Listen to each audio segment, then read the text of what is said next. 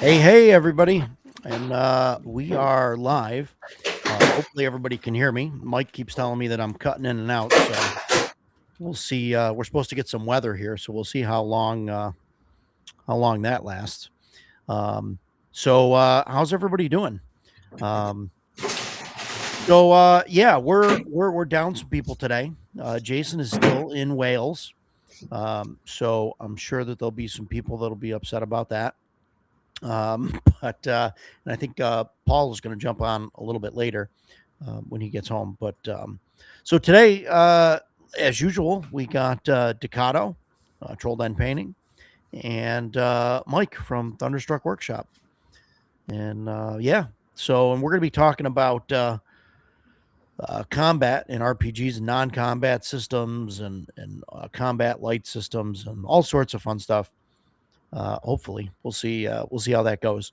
But first, as far as gaming goes this week, I was supposed to be at WizardCon this weekend, and that got canceled. Got canceled at the last minute.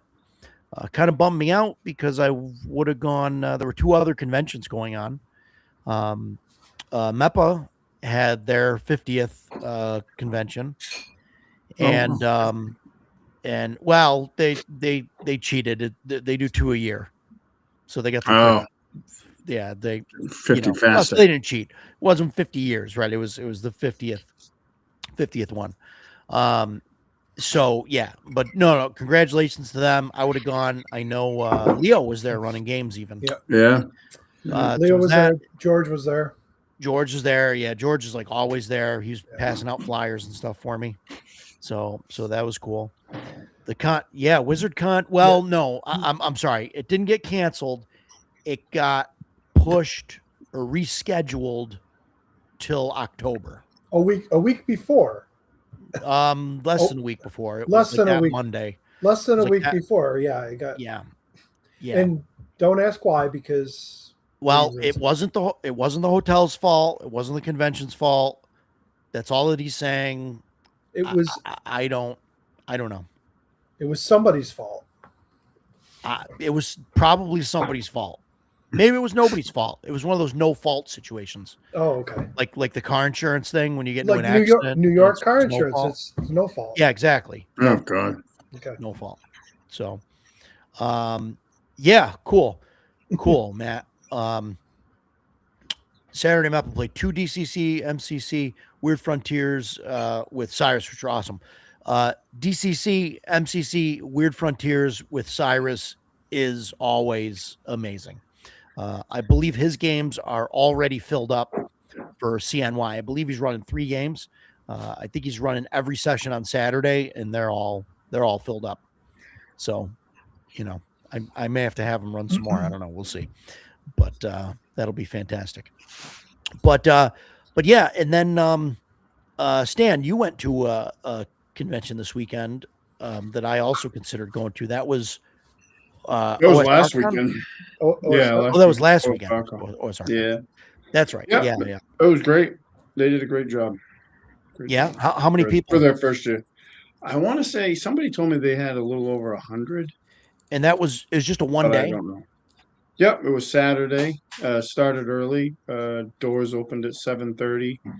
The first game was supposed to kick off at 8. It was probably a little bit after that when we really got started. But it ran from our guest perspective. It ran really smooth. Like they were really good with it. I think 8 o'clock is too early. It was early. They ran 3 sessions that day, but they also had an hour between sessions, so you could, eat, right, socialize, whatever you need to shop, whatever you wanted to do. Yeah, we set up a half hour in between sessions for CNY, and we did. You can also order food to the table, Yeah. So. They sort of well, I mean, I don't know if that was the case I think it was. They were doing that at the Elks. It was held at the Elks Club in Chelmsford, and they were doing that too. Like you went up to the bar, you could order food from a local place with a discount, like a 20% discount, or you could get food right at the Elks Club. And I did that, and mean, it was decent. It was funny because we were in the I was in the private room for my two games that I was playing in, and Oh, cool. my back to the door, and the woman brought my food in, and she it felt like she kicked that door open and just shouted my name because we were all like, "What the hell?" Scared the hell out of me. I thought I was getting jumped, and brought our food in though. But they were great. The service was great. The staff there was the Elks Club folks were great. Yeah.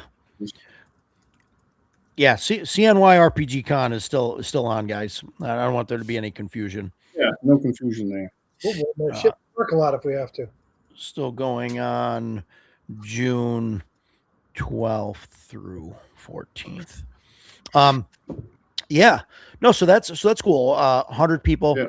And that was Yeah, at I think so. was it what you said it was at a American Legion or something or what? Yeah, Elks Club. Same Elks Club, thing, sorry. I guess. Yeah, Yeah. similar. What can they expand there if Yeah, you know, 200, you think, or? yeah, I think they could because the main room, I don't know how many tables were there. There was at least 8 tables in there, and they could put more in there. The main room is actually, I thought, was really big. Cool. They could definitely do more. And then they have the private room for the private games. They can only hold like one of those at a time, but Sure. that's a good feature too. Yeah, no, absolutely. I remember what was it? Was it Saturday at CNY last year? I think it was Saturday. They had that. Maybe it was Thursday. They had that radio party or something. It was like because there were people coming over and asking me if I was Big Poppy. and I was, and yes. I got my You should tell me yes. I was like, absolutely, of course. Yeah, that was Saturday night. That was Saturday night. Like there was a huge influx in the restaurant. Is this Big Poppy's party? And I'm like, yeah, we're a bunch of nerds rolling dice, and they're like, oh, and they just walk away like they're got creeped out. Yeah, Big Poppy. They had a party, but yeah, it was awesome. So, yeah, Bo, definitely. That was kind of my point, that RPGs are an evolution of wargaming. It does not mean RPGs do combat well, right? But we'll get to that. No, that's true. Yeah, that's what true. Did you pick up anything from the convention, Sam? Not a lot. I mean, I grabbed just little things. I got an adventure that Tom Wilson wrote for Shadow Dark. A coin from my first year at ShireCon. He had coins that year, and I didn't get one, but he had some, so I was able to get that. And just some of the stuff. That was the one thing. I did a review of the con for my channel, and it wasn't a criticism. It was an area where I thought they could improve, and I'm sure they will as time goes on. Is they could have, there was definitely space for like more vendors and stuff like that. They had some good ones though, like Chet Minton was there, the artist. Like I bought a shirt off him and a pin and stuff. He makes some really good stuff. So I'd actually looked at ShireCon to go as a vendor, and I wasn't exactly thrilled with the way they were setting it up, putting the vendors outside. Yeah, they started that last year. And the problem is it's the time of year. You could still have snow. It's I don't know. And I see he's already made the announcement for next year that they're pushing it more outside, more vendors outside. And I'm like, okay, well, I guess I won't be going there. I'm not going to drive. I'm not going to drive 5-6 hours to be a vendor at a small con. Yeah. To be stuck outside and hope it doesn't fucking rain. And that's what, September, October? Is that one? End of September. End of September. Oh yeah. Well, yeah, you could. Yeah, you're probably not gonna have snow up there, but well, no, yeah, you're not. You don't get snow in September. No, I mean usually not. Yeah, but it still could be hot, or it could be hot, cold. Rainy. It could be cold. And I could tell you from doing outdoor events before I got into all the gaming stuff, my 3D prints, you do not want them out anywhere in the heat. Not in the heat. You don't want them in the heat. Yeah, you set up your tent, you set up your tables, and I had one event where I was literally moving my tables every like half an hour as the sun kept moving to keep them out of it because I had stuff melt on me. Yeah, I've nearly ruined 3D prints because I prime them outside and I just leave them, didn't think nothing of it, and then I go back and like I was like, holy shit, like it's like a gelatinous cube. Yep. Yeah. I mean, to his credit though, like any of the outside vendors, like they don't pay anything in his thing, and they had some last year. They started doing that last year. It was to give more room in the gaming area, which makes sense. But I mean, I don't know, like Mike's saying though, like as a vendor, who wants to be outside? Right. If you think about it, if you go to the convention, you set up outside, and all else it does is rain all weekend, the vendors aren't making any money because nobody's coming out there, right? And with the way that's set up, you would still probably get people out there because they have to go out there to get food, and and it does have like a covered area, so I'm sure if. Well, I can't speak for him, but if things got extreme, I mean, Roger and I have talked about, CNY. There's just enough space right now, but if you want to grow too much, at some point you have to look at another venue, because not only do you want to have more space for gamers, but you want to have more space for vendors and whatever else. Mike, we're in June. Plenty of room in the parking lot for the vendors. Yeah, I honestly, I don't quote me on this, but I don't really know as if Tom wants to grow it that big. Yeah, maybe not. I don't think he does. I think he's pretty happy with the size of it, and I know he likes that venue, which it is a nice venue. Like it is nice. The staff is great. The building's great. Roger, maybe you could get him to open up the pool area, and we could set up tents around the pool. Yeah. Oh my God. I asked them last year about like that. They were very adamant. The hotel was great. All right. The hotel was great every step of the way. I got to preface that because but really they were fantastic, but they were adamant with me that the pool is for hotel guests only, not convention guests. Yeah. So they don't even want anybody out there. Now I don't know who's going to police that or whatever. No, wait. If I'm a hotel guest, because I've got a hotel room, I'm a hotel guest and a vendor. There you go. I'm sure. So if I wait till somebody's standing out there, can I just literally run off my booth, burst through the door, and jump in the pool? Yeah. See what they say? Yes. Yeah, absolutely. That would be fun. I mean, you're staying there. I'll come back in all dripping wet and run my booth. I was making jokes telling people to just tell them that they were rooming with me.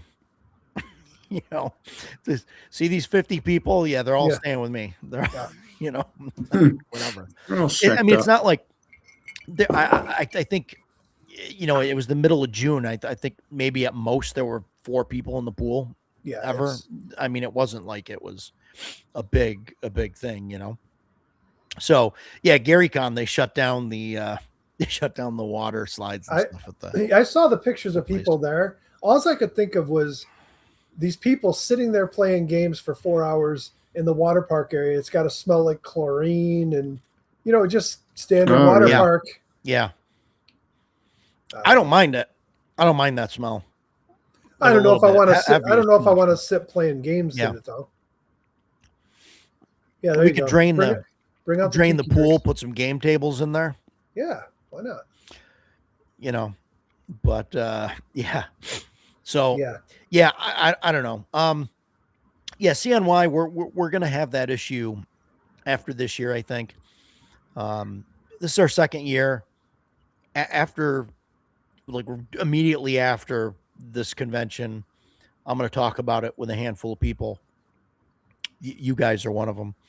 Obviously Mike and Stan, and talk about, what, whether, we want to stay or I really don't want to grow too big, but I don't know if we can get, well, I mean, we'll see how this year does.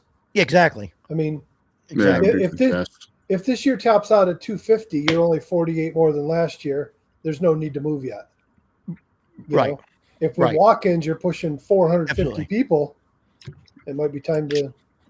But I like the venue. The first year it was good. It was really great. So, How many are you slated? Like, how many spots do you have in mind for this year that you could go to? I can sell 300 badges. Now that doesn't include the vendor badges or the staff badges.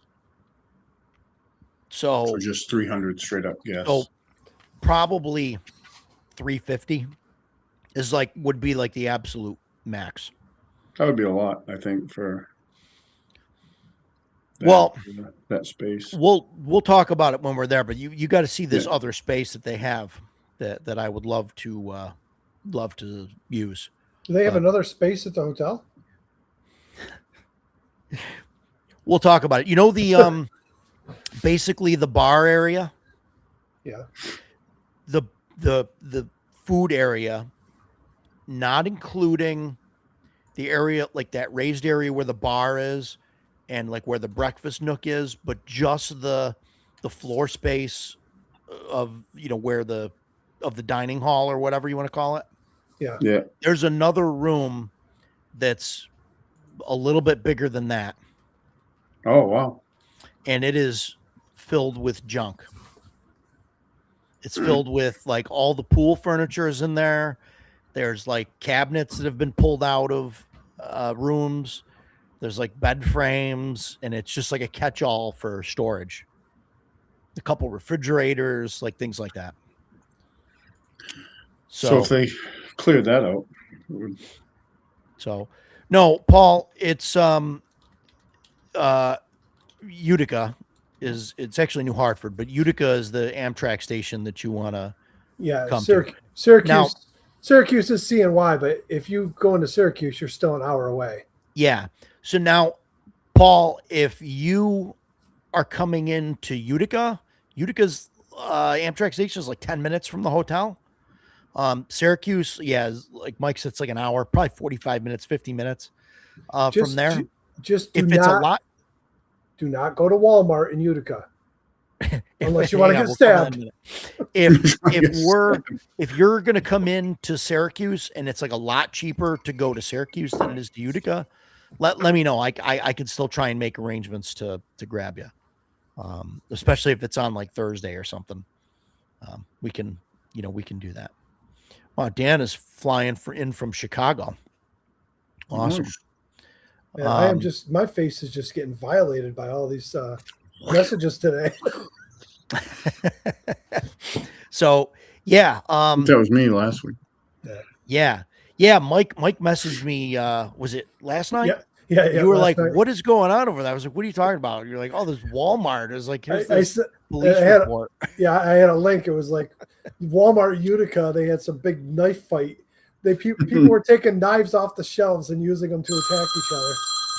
Crazy. Oh, crazy. Hang on a second. There's my daughter.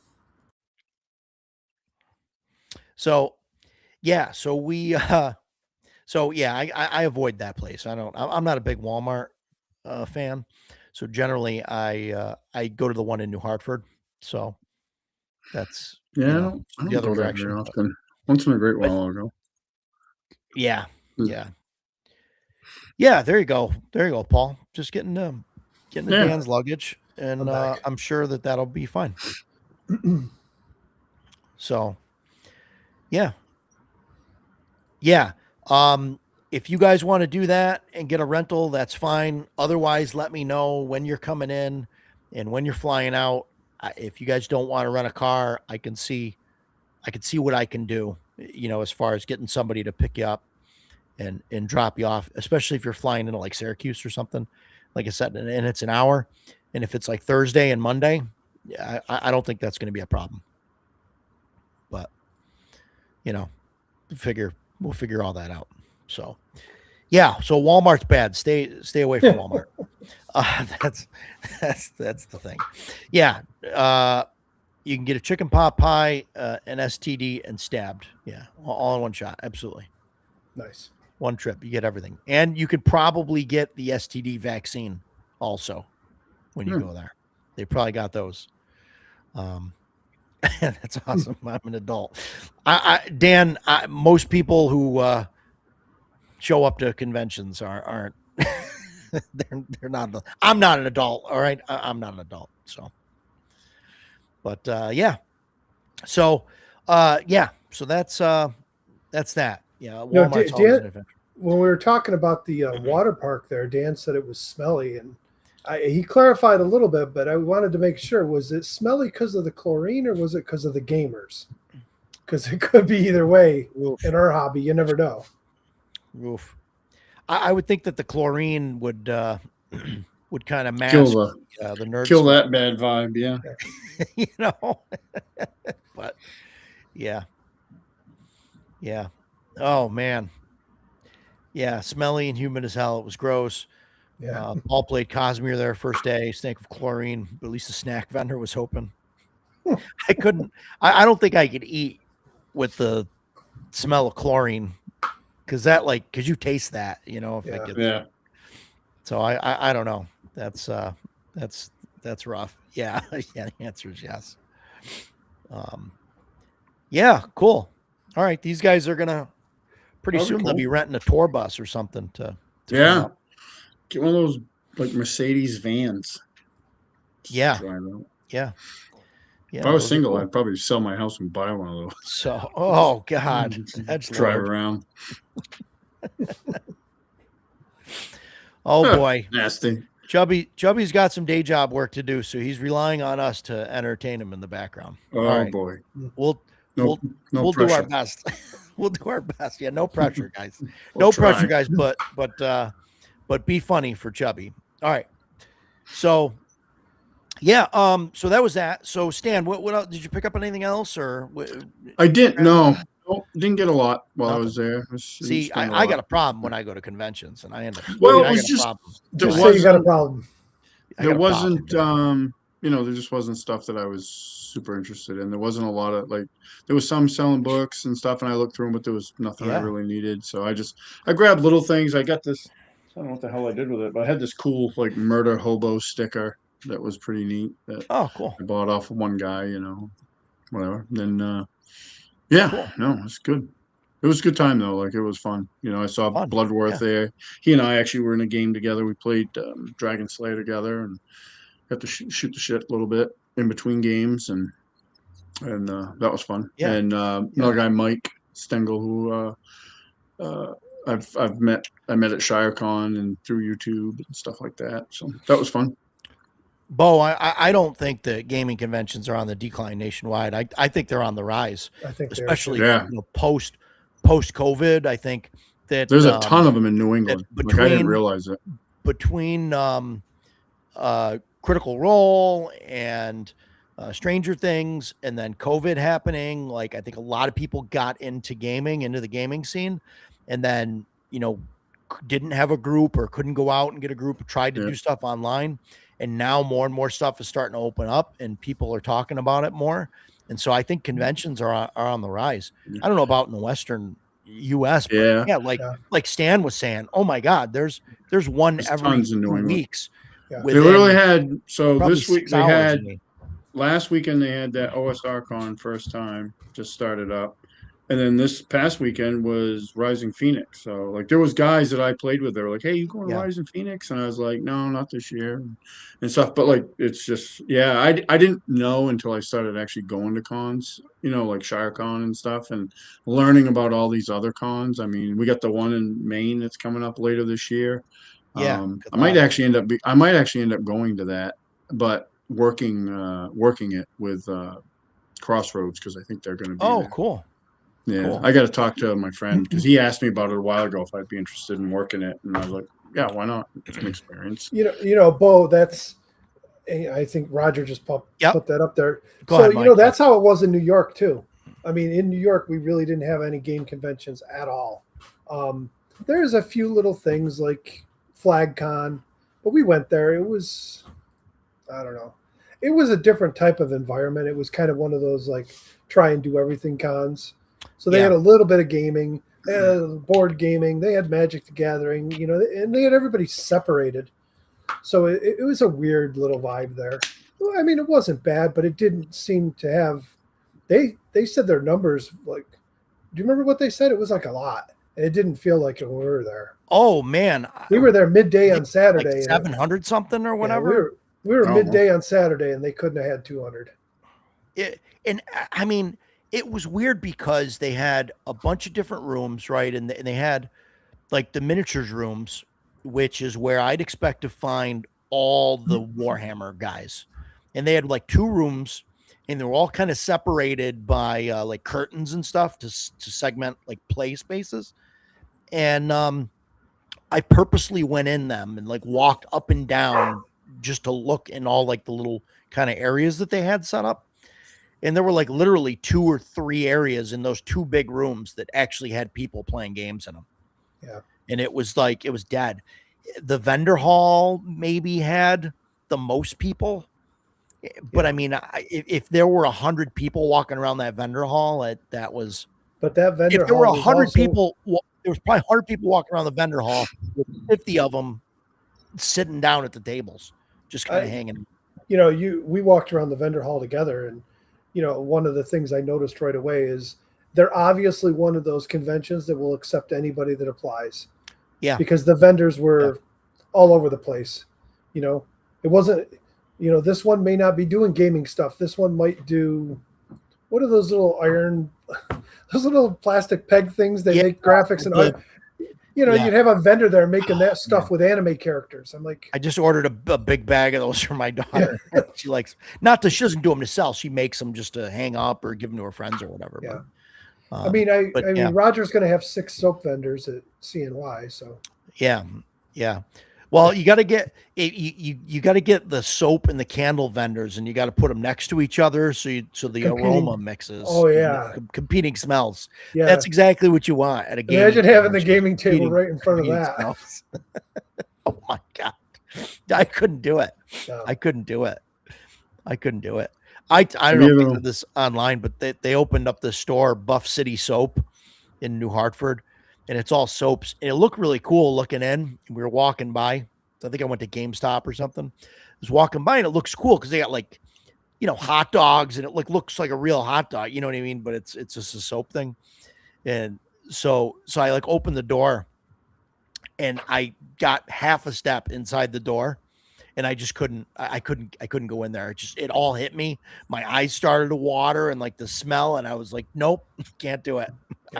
That's the closest I've gotten into that thing. Yeah, selling soap to people who rarely use it seems like a waste of time. I mean, we're just eating up our own hobby, aren't we? Yeah, it's true though. Chubby says his prediction that we're about to experience an increase in TTRPG participation. We'll see what happens, right? Due to de-wokification taking place, and AI will put a premium on authentic human interactions. Probably. I think there's a lot of people online trying the ChatGPT Dungeon Master or Claude Dungeon Master or whatever, you know, Gemini Dungeon Master or whatever, and it's interesting. Well, you know, you're gonna see more people entering the hobby because, you know, we talk about like Critical Role and those, but now of course WotC's decided they're going to have their own competing show, so they've got their primetime show coming up, which. Yeah. Nothing for me, but it will bring new players in. Definitely will. You know, young kids that don't know anything other than D&D, you know, 5e, they're going to get it and be like, oh, let's watch this show.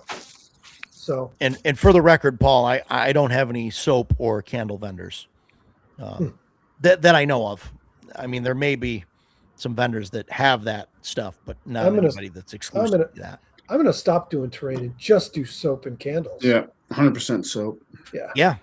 100% soap. Just soap miniatures. Stan, I'll do the soap, you do the candles. Yeah, perfect. There you go. You guys could swap molds. Yeah. It'd be great. She goes, oh, it also comes in a candle. Right. Yep. Oh, yeah. That's crazy. So what about you, Mike? What have you been up to? Did you get anything cool? I did. What do you want first? You want my gaming or you want what whatever I got? you want? Talk about it. I got it right here. The gaming's probably bigger, right? No, go ahead. So I did get a few things. I got my custom Lulu book. Nice. Oh, how was that? It fucking came out fantastic. Now that looks about the same size as a DCC. This is this thing is enormous. So it's the D6 rolls, the second edition, revised and updated, or revised, or whatever it's called. Revised and expanded is second edition. Yeah, revised and expanded. And this is the revised, expanded, and updated. So it's, what they did was it's all the same rules, but they went through and redid it all in color, added graphics to it, organized it well. And I believe they added some of the supplemental books into it. It's nice. We'll see. It's $38 for that. And I didn't go with the glossy covers like I did with my Dark Sun books. I went with the matte.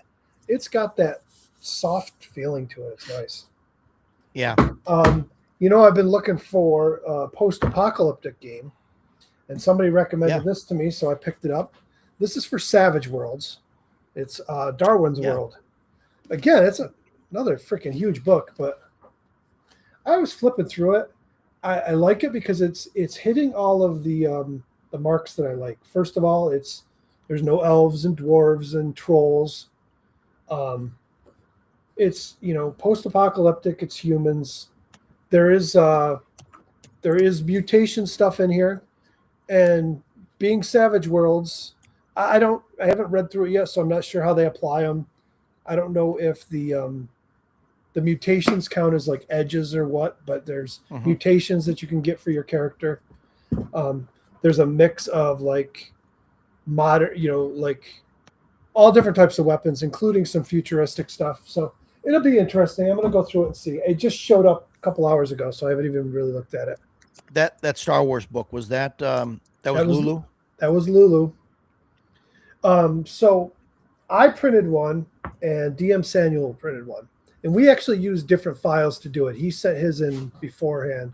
I did some modifications to it, which I think made it come out better. But his printed missing, like the back 50 pages or something, are not even in it. The problem with Lulu is you got to suck it up. If you have them print a book like that for you and anything's wrong with it, do not message them, because you will find your account banned. As soon as you draw attention to what, that you're printing copywritten materials, that's how you lose your account there. So to get that printed, you have to send a file to them? Yeah, you send them the file, and they send it to a printer, and they print it. And they don't. I printed like 10 Dark Sun books, no problem, and the Star Wars book, no problem. But the minute you draw attention to it by like, hey, this didn't show up, or this is screwed up, you get yourself in a jam there. So luckily mine came out great. Gaming. Now everybody here, knows that my players are animals. Let me, Mike, let me just hit some of these comments quick. Yeah. So Jubby says he thinks there's going to be a 2028 6E, and that they're going to try and make money with it. We'll see what happens. I don't know. Yeah, I don't have any. I don't know that it'll be a WotC release. The way they're starting to license things out, they may. Maybe somebody else do it. They might license the IP out to someone. Who knows? Edgelord is going to make the Dark Sun books like you had. If you want Edgelord, if you want, I can get on Lulu and download the source files, the print ready files, if you want, and send them to you. Bo, good luck with doing that. Sometimes you have really good luck bringing OSR games to a D&D night. I mean, sometimes people just aren't into it, but, and then post-apocalyptic, Bo says Barrows and Borderlands, Mutant Future, Hyperborea. We're going to cover spoilers here. I was just talking to a guy today, but we're going to talk about some Gonzo games next week. And I got the problem with those games listed, like Hyperborea, I have it here. Hyperborea is a great game. It, in my opinion, is not a post-apocalyptic game. I want a post-apocalyptic Earth. Hyperborea is human-based, but it's all fantasy classes. I don't, right. I'm not interested in any of that. I want Yeah, Barrows and Borderlands would take a little bit. Yeah. It depends on what you want to do. I mean, I don't mind running some of the Gonzo stuff, but we're gonna have Brian Shutter on next week. He's coming on, and we're gonna talk about some Gonzo games, maybe some not so Gonzo games, but he's the Neon Lords of the Infinite Wasteland guy. But yeah, so no, that'll be cool. So I messaged on Licensed POD that they ruined. They said it was normal. I don't want to give them any more money to review on my channel. Yeah. So yeah, I've gotten lucky with them so far, I guess. Yeah. What? So I apologize, Mike. I wanted to take some of the chat because we got a bunch of it. Chubby, no, you don't. Here's a problem with Fatal. I know some guys about 15 or 20 years ago. I think they started character creation, and I don't think they're done yet. So that's the problem with Fatal. Yeah. So, but if you find a hard copy of it, I want one. Mike, you did some gaming this weekend. I did. You've been waiting to talk about. I am. So we ran our first session of Delta Green. I will tell you right now, my players told me that was some of the most fun they've had gaming in years. They really embraced it. I had 3 players, and they really got into it. There is a video out there that's like, I don't know, 3 minutes long or something that somebody made.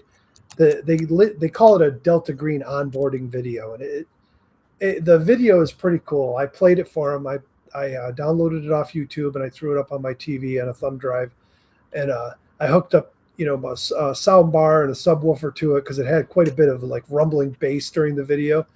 Turned the lights off and played that. As soon as they sat down at the table, before we even made characters, I played that, and they were already in the mood, and they really embraced it. And it's a game. Delta Green and Call of Cthulhu, I think, probably will play a pretty big part in our conversation today, because if you want to talk about games, they aren't combat focused. There is combat. There's definitely combat, but you got to be careful, because in both of those games, combat can be deadly. I mean, firearms, some of them have a lethality rating where literally one shot can just kill you or the enemy. And that's where I think a D&D style game always fails to try and handle like things like firearms or even just, even just weapons in general. It's more of a war of attrition with those types of games. You've got a big pile of hit points and you just wear them down. The idea of somebody coming up to you with a knife and stabbing you in the chest, in D&D you brush it off because you just took 4 points of damage and, your 30 hit points are laughing at them. Where a game like this, you're dead. You know? Something happens, you're good chance you're going to die. They had a great time. They ended up getting pretty murder hobo in the end, which, that's part of the game. The whole idea is, it's for those that haven't played it. It's kind of, think of X-Files. If X-Files, instead of trying to figure out the secrets, is more like trying to hide the secrets. That's what it's all about. You're trying to keep it from the public at any cost sometimes. And they had an incident with a pair of hunters, and the hunters saw a bunch of shit that they shouldn't. And one of them ended up getting killed before the agents got to them and found them. And they had killed, the big bad guy got away and ran into these hunters and attacked a hunter, and they shot it and killed it. And when they came upon him, here's this hunter like in full on breakdown mode, freaking out because of what he just saw. And one of the guys, he's an FBI agent, decides to pull out his pistol and shoot the guy in the head.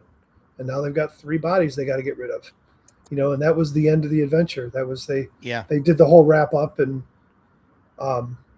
we did a little bit of the after stuff, and they got to watch the news, a couple weeks later, of a pair of hunters that had broken into an old cabin and they were cooking meth and the cabin blew up, and and they got to see how Delta Green had handled their screw up.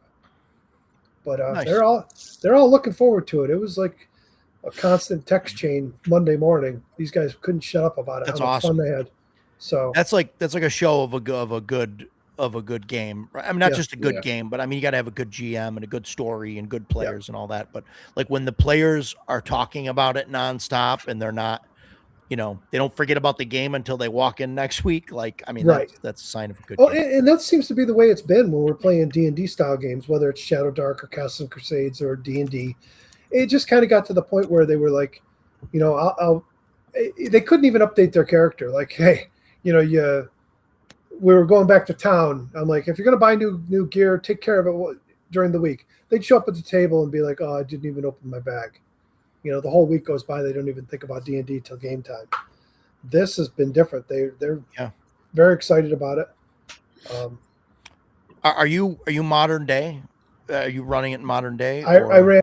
This first one was set in 2009, November 2009. This next one I'm running after their little mishap. They had a few months off. It's going to be January 2010 when it starts. I'm going to come up with some reason why they're getting the call now because, it's one of those things where the way I see it, if they're going to do that kind of stuff and they're going to cover it up and they're good about it, then Delta Green doesn't care. But if they're not good about it and they've got to go clean up after their own agents, I warned them. I said, if you keep on that path, you're going to find yourself a target of Delta Green, I'm assuming. Yeah. So, yeah. But it was fun. They had a great time. Yeah, because they can't draw attention to themselves either. Right. They have to be low key. So right. Leaving a trail of bodies isn't always the best. Although it does default to that a lot. Like in my Delta Green games I've been in, it has. And the only time it even slowed down at all, because the entire game was role play. They did a whole bunch of different checks and stuff, but a lot of times if you've got a high skill, you don't even need a check. So there were a few things they did checks on. But the only combat was we had a scientist, we had a historian, a scientist, and an FBI agent. So the FBI agent was the only one with any skill with weapons, and he had a service pistol because they had to fly there, so they couldn't have brought weapons anyways. He's the only one able to bring a weapon. And he literally fired one shot as this thing was running away, and that was it. So because we went through 5 hours of it and it was all role play and checks and stuff, when we got to the first combat part, I actually had to look up how to do it. I knew how to make their roll, but I wasn't sure if there was a contested roll for the other or not. So, we paused for a minute just to look that up. So this week we were using the quick start rules.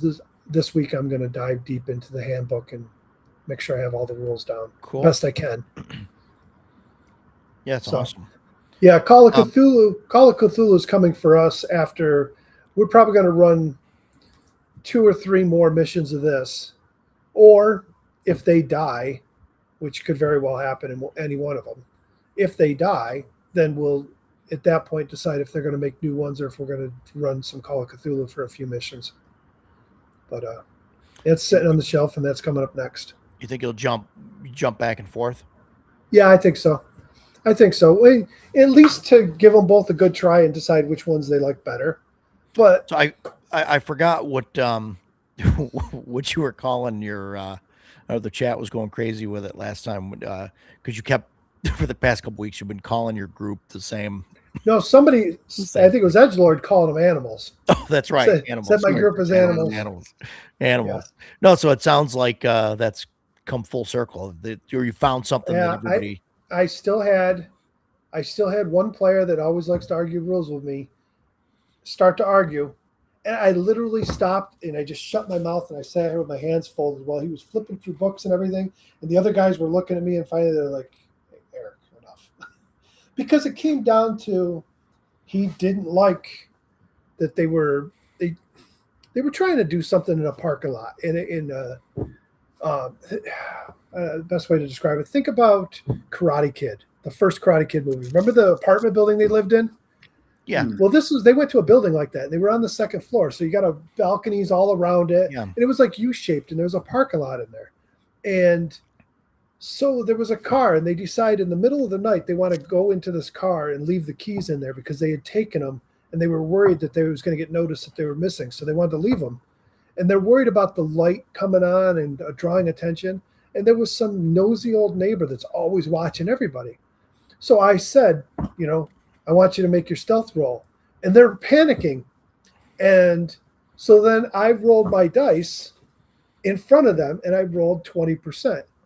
And I was like, and he's like, oh, well, she doesn't have a 20% in her alertness. I said, she's the nosy old lady that watches everybody. That's all she does all day. She's good at it. And oh man, he didn't like that. He's flipping through the books trying to find, what percent should a civilian have? I'm like, Eric, who cares? Oh my God. It's just, to be honest with you, he shouldn't even be looking that up. Well, and the funny part was, yeah, right. The funniest part about it was she was sound asleep. I was just rolling in front of them to give them that like tension, and they were like paranoid that she was going to catch them.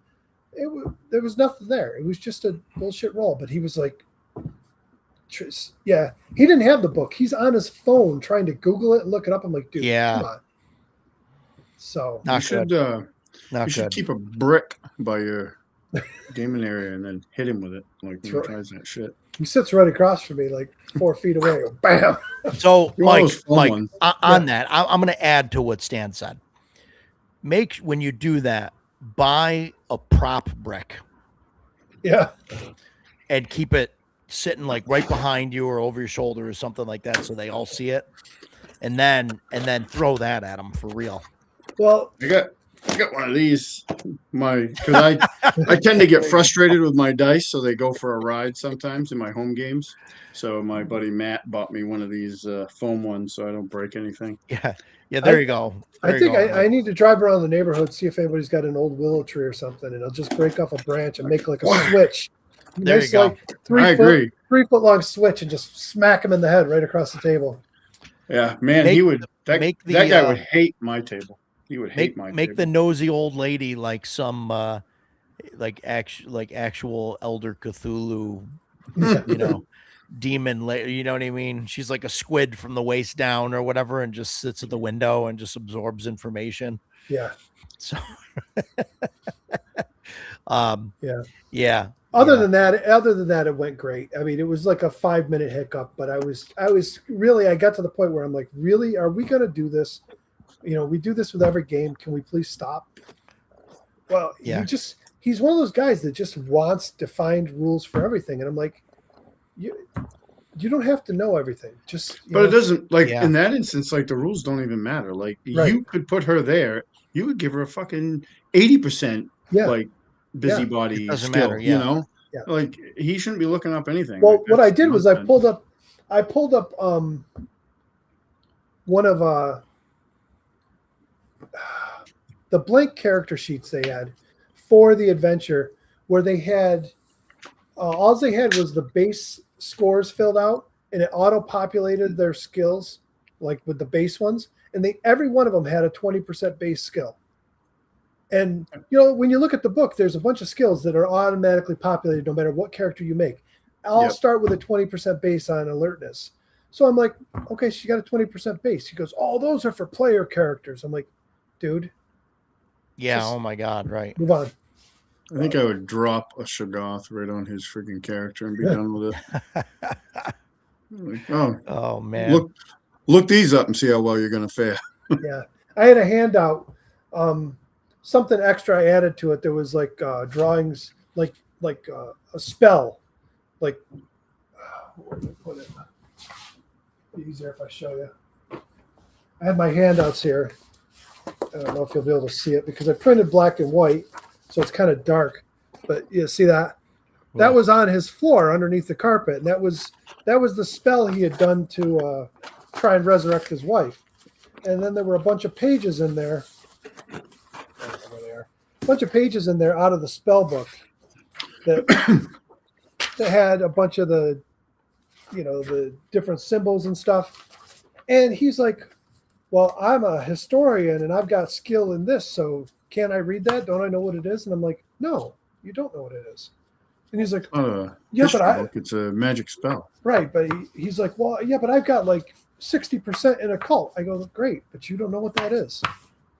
You know? Yeah, but well, I know in Call of Cthulhu though, there's a difference between having an occult skill and like a mythos skill. They're two different things. Like, Yeah. and you would need mythos skill to do that, not Yeah. occult. Yeah, and I don't always think it's even, you know, sometimes there's no roll needed. You don't know it, you know? Right. No, absolutely. Right. Absolutely. Yeah. No, there definitely should be things that just definitely happen or whatever. You shouldn't need a roll for anything. Like the nosy old lady that's always staring out her window. Like she sees everything. Like that's her superpower. Yeah. You know? Right. That she's got 100%. Like, you know what I mean? That's if they don't make their, you know, sneak roll or hide roll or whatever, like she sees it. You know, it just it's automatic, you know. And and if it happens that she's a supernatural being, then, you know, I mean, so be it. Well, I screwed up at one part because my guys were rolling really well on sanity checks, except for one player. He failed and he rolled, and it was a D8, and he ended up rolling 7 and took 7 points of sanity loss in one shot. Ouch. And he should have had temporary insanity from it, but I didn't. Yeah. I forgot it and I didn't realize, so I didn't do it. In hindsight, I screwed that up. And Stan would know better because he's played it. But isn't there a way immediately to try and reduce that? Yeah, you can burn your bonds and stuff. But you do that immediately, and then when you do the home stuff later, you play out how you burn the bond. Yeah, I screwed that up, but that's how we've done it. I'm going to retroactively let him do that because when we start, we'll do it's a big deal. Stuff. It's a big deal to lose that much sanity. So. Right. So I'm going to give him the opportunity because I think you can only lose like 4 points or something, right? I think it's I think if you lose 5, at least 5 at once, you're right. But I think you can only. Triggering. I think you can only reduce that by 4. I think it's a 1d4 you roll to reduce or something. Oh yeah, maybe. So I'll look it up and figure it out. No, I'll just. I think that's how it works.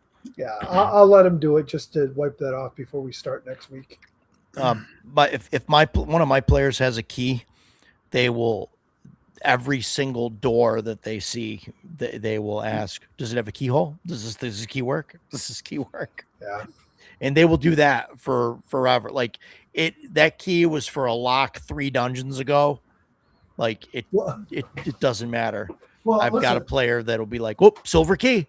I'm gonna try it." I'm like, "That was a different module." He's like, "Yeah, but I'm trying it. It's one of these times it's gonna work." When they went to this guy's apartment, snap it off in the lock, and when they went to this guy's apartment, this was a photograph that was on the refrigerator from his 4-year-old granddaughter Cassie, and one of the guys was obsessed with this photo the whole night because he's like he's looking around the apartment. He's like, "Well, there's a door here and a window, but there's another door back here. Does this look like anything in there?"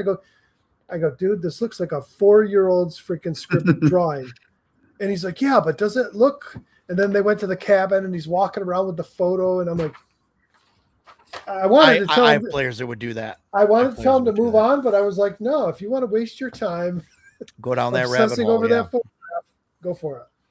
Well, it's funny sometimes what players will fixate on. A lot of times it isn't what you expect. But man, we all had a great time. I thoroughly enjoyed running it. They liked playing it, so it's definitely a welcome change.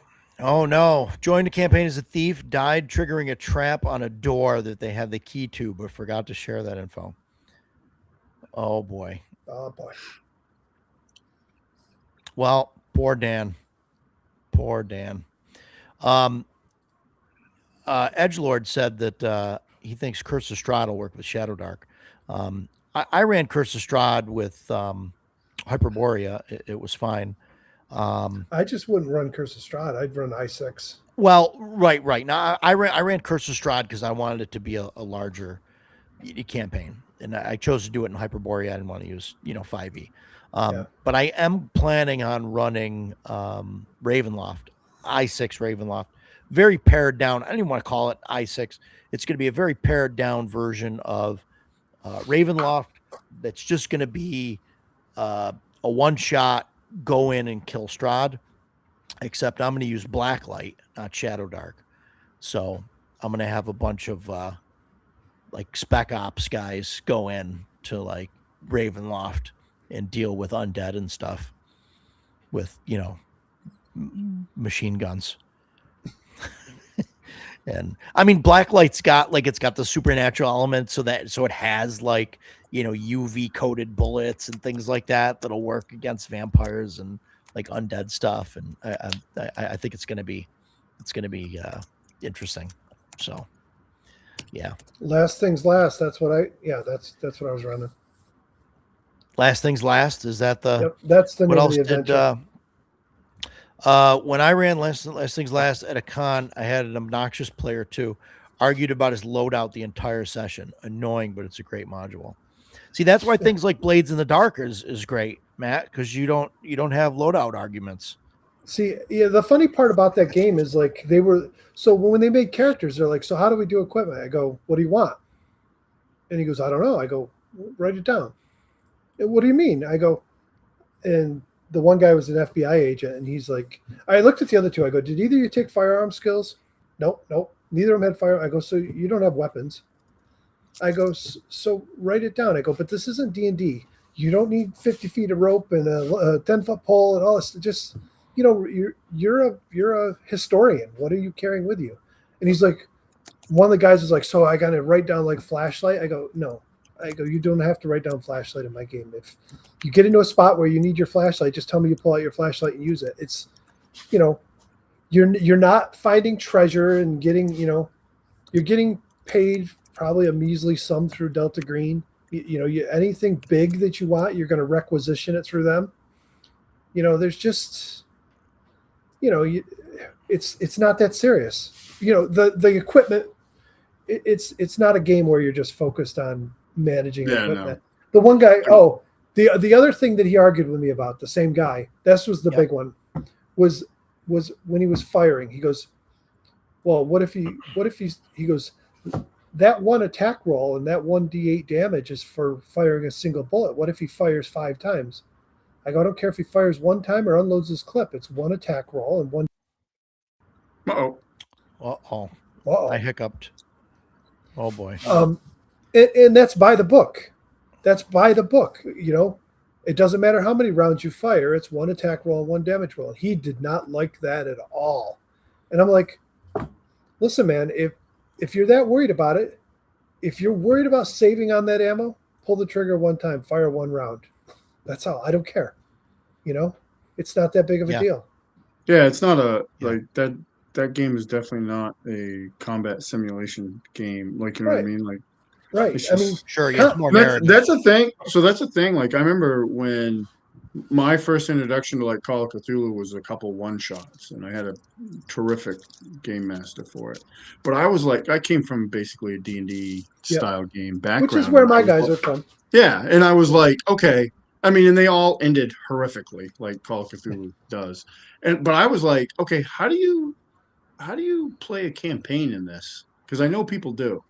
And so he explained it to me. He was like, well, with these games, with like the one shots, like you're basically getting to the end, right off the bat. Whereas in a campaign, there's a ton of investigation that leads up to it. And I'm like, oh. And I just, you get people, and I've always said this, is like if they play one game over, one style of game over and over, like say D&D style game over and over, and then they go to transition. Some people find that hard because that locks you into a certain style of play, and that's what you develop for your gaming skills. I mean, this should show you it's not like this isn't a one shot. You play this. This is a year plus campaign. It's a lot, yeah. No, it was like Mass was like that. Now you may die once or twice during it. Yeah. Or you might survive you might survive the whole thing. But it's still a campaign. Just because you die doesn't mean the campaign ends. Yeah, no. But it's interesting because you get people, and I tell people this. I'm like, you're doing a disservice to yourself if you just only play one style of game. Like, it'll give you a much better perspective on how games work, how games play, make you a better player or even game master running different things. Absolutely. I sent Roger a link last night. I have one of, if you go all the way back to my origins of D&D, growing up, I had two friends that lived right around the corner from me. One lived straight down the street, one lived around the corner. It was pretty much our group. And then one of the guys that's in my group right now was with us. So I had 3 players. It was the 2 that I lived by, and then the guy that's in my group now. The 2 that I live by, I haven't played with since early 90s. I haven't even really seen them. Once in a while in passing, but so one of the guys runs a podcast. He's one of 3 on a podcast called The Cryptonauts. And the whole podcast is about supernatural and aliens and Bigfoot and conspiracies. And so I sent him that onboarding video last night, and I go, Chris, I got one spot at my table. This game looks like it's right up your alley. And he's messaging me back. And usually we haven't talked in forever. And usually when I message him, he's kind of like, little quick responses and not much conversation. He comes back, man, that game looks awesome. He was asking me all about it. And stuff. I said, listen, man, you don't have to commit. There's a seat here. If you want to come and just sit down for one session and try it out and see if it's something you like, you're welcome. So we'll see. Yeah, Matt, going back to that the story he was telling earlier, basically a player wanted a quantum equipment pack and with a bunch of obscure stuff, and he's played the module before. So that kind of sucks. Like if I've played a module before and I end up in a game, with somebody that's got that's running that module, I mean, and I can't avoid it, then I always play like a fighter or just or just a grunt or whatever, and I'm just along for the ride, and make it a point to not make any decisions. Edgelord, I don't know. I've never played Delta Green. They're totally different games. And yeah, very different. Blacklight is more like you're going out to invade. It's like a combat game, another dimension thing, and all that. Yeah.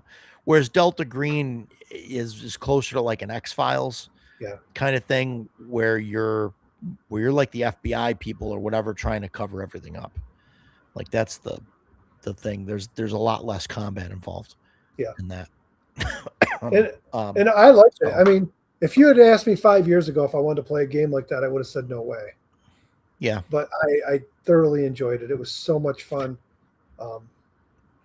I know I'm in the minority here. I keep saying it, but man, I've gotten so bored with just typical D&D fantasy stuff. I hear you. I'm with you. I mean, I like some of the.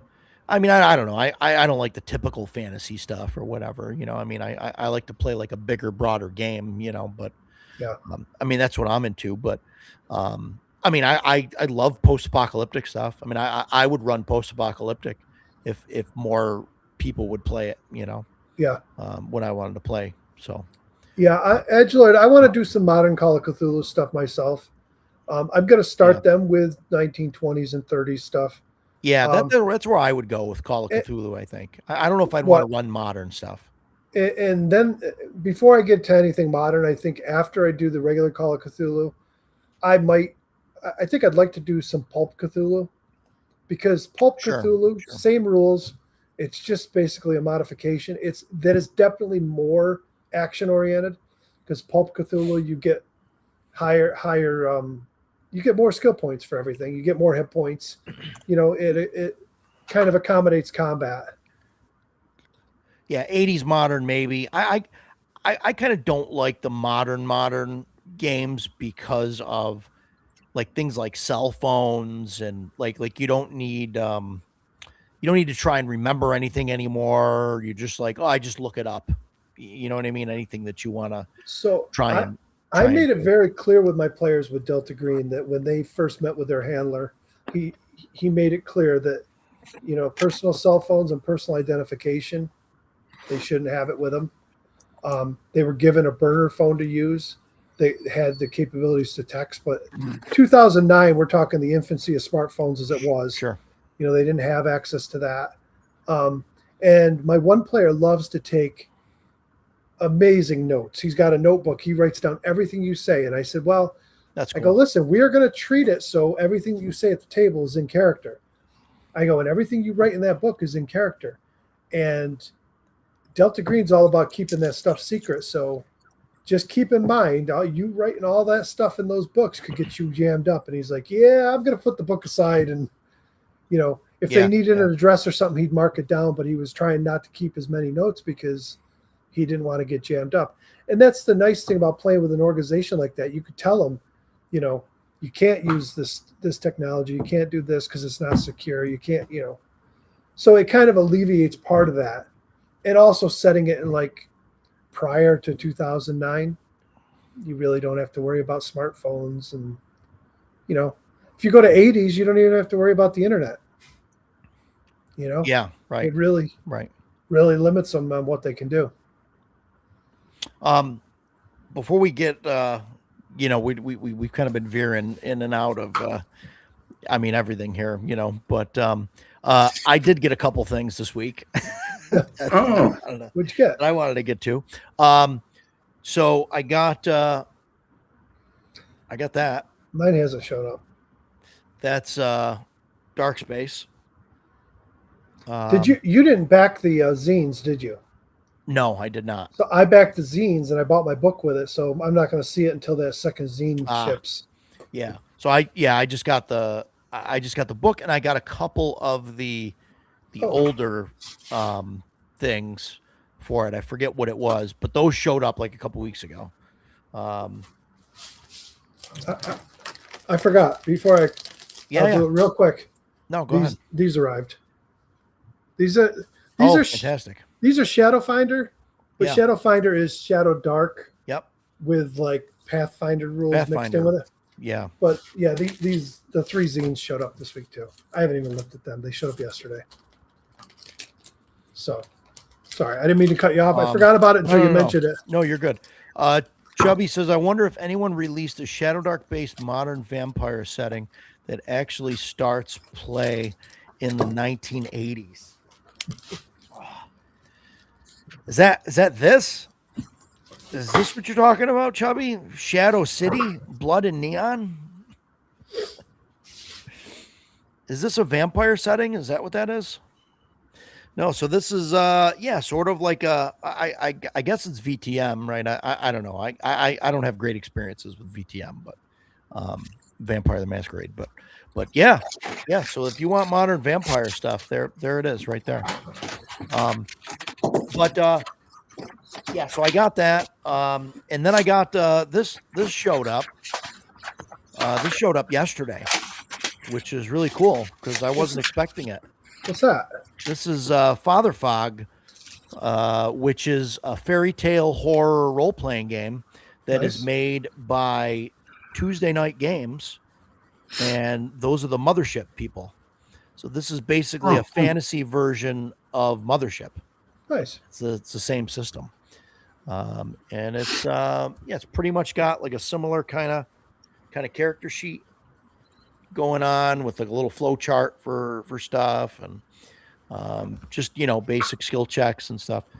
Runs just like Mothership, or very similar to it, except obviously it's fantasy horror instead of space horror. But and it's pretty small, kind of like Mothership was originally, and so that was kind of cool. And that's what I got. But yeah. Death Angel. I haven't seen a whole slew of things like Vampire had, werewolves and ghosts, and demons, and all that stuff. And Changeling was one, right? Changeling and Mage. There was a ton. I don't really know anything about those systems other than back in the 90s, all the people around me locally that were playing it were weird freaking people. That was my problem, and I may have mentioned this last week or whatever when we were talking about it, but like the VTM, like I got invited to play, and like people were like, oh yeah, no, we play over at the college and in Strebel Hall and all this. They're like, you should come, and it's great. And I was like, all right, because I was playing D&D and stuff and superhero games and all that stuff. And I go, and it's basically everybody's wearing a trench coat, and they're just talking to each other. And it's just a big LARP fest, and there's no actual rules. I mean, it's kind of cool because they're like doing the faction play stuff, but that's all they would do is just dress up and show up and just So they all thought they cosplay and LARP the whole thing. thing. They were dressed up like they were extras for Underworld. Yeah. Like way in the back extras. Yeah. The extras that you put, not frontline extras. People you just throw blankets over and put them behind everybody else, that it's going to be blurred out that you can't see. No, I mean, and that was it. And look, that's fine. Like, if that's the game that you want to play, like, great. But I was like, what is there? Like, this is VTM. And I'm like, that's not really. They're like, no, this is how it is. And okay. So I'm like, nope. Sorry guys, I'm out. I don't want to play dress up. Like, I don't want to do it. Yeah. So, so that was like my thing, and I never really got into it. And then I saw Chubby's Shadow City, and let me add Paul in there. I was reaching for the book, and I saw him, and then I left him in the waiting room. Sorry about that, Paul. Hey, Paul. Yeah, and then went on about some crazy LARP that you walked into. I got on about some crazy LARP and just got going. And you know me, I get fixated on this crazy shit. It's too bad, Roger. I was hoping you were going to have some gaming to talk about this week. No, so my game got my game got canceled because I was going to WizardCon, and then by the time that got uncanceled, everybody had kind of already made some other plans and things like that. And so, and then I was feeling under the weather. You were supposed to be the fourth at my table, but you made excuses. I was going to come out. Yeah, I didn't feel good. It was bad. Yeah, it was really bad. I didn't want to get everybody sick. So I appreciate. Paul, welcome to the show. Thanks for howdy for coming on. Yeah. I know you're a big fan of Combat First, right? Well, that's the thing. I'm a big fan. 4th edition D&D was my favorite and all that because it focused on the combat, but it wasn't a role-playing game. Those games, that's the problem is Right. The ones that have really interesting combat and different mechanics for it aren't role-playing games. And is combat at the core of all RPGs? I don't think so.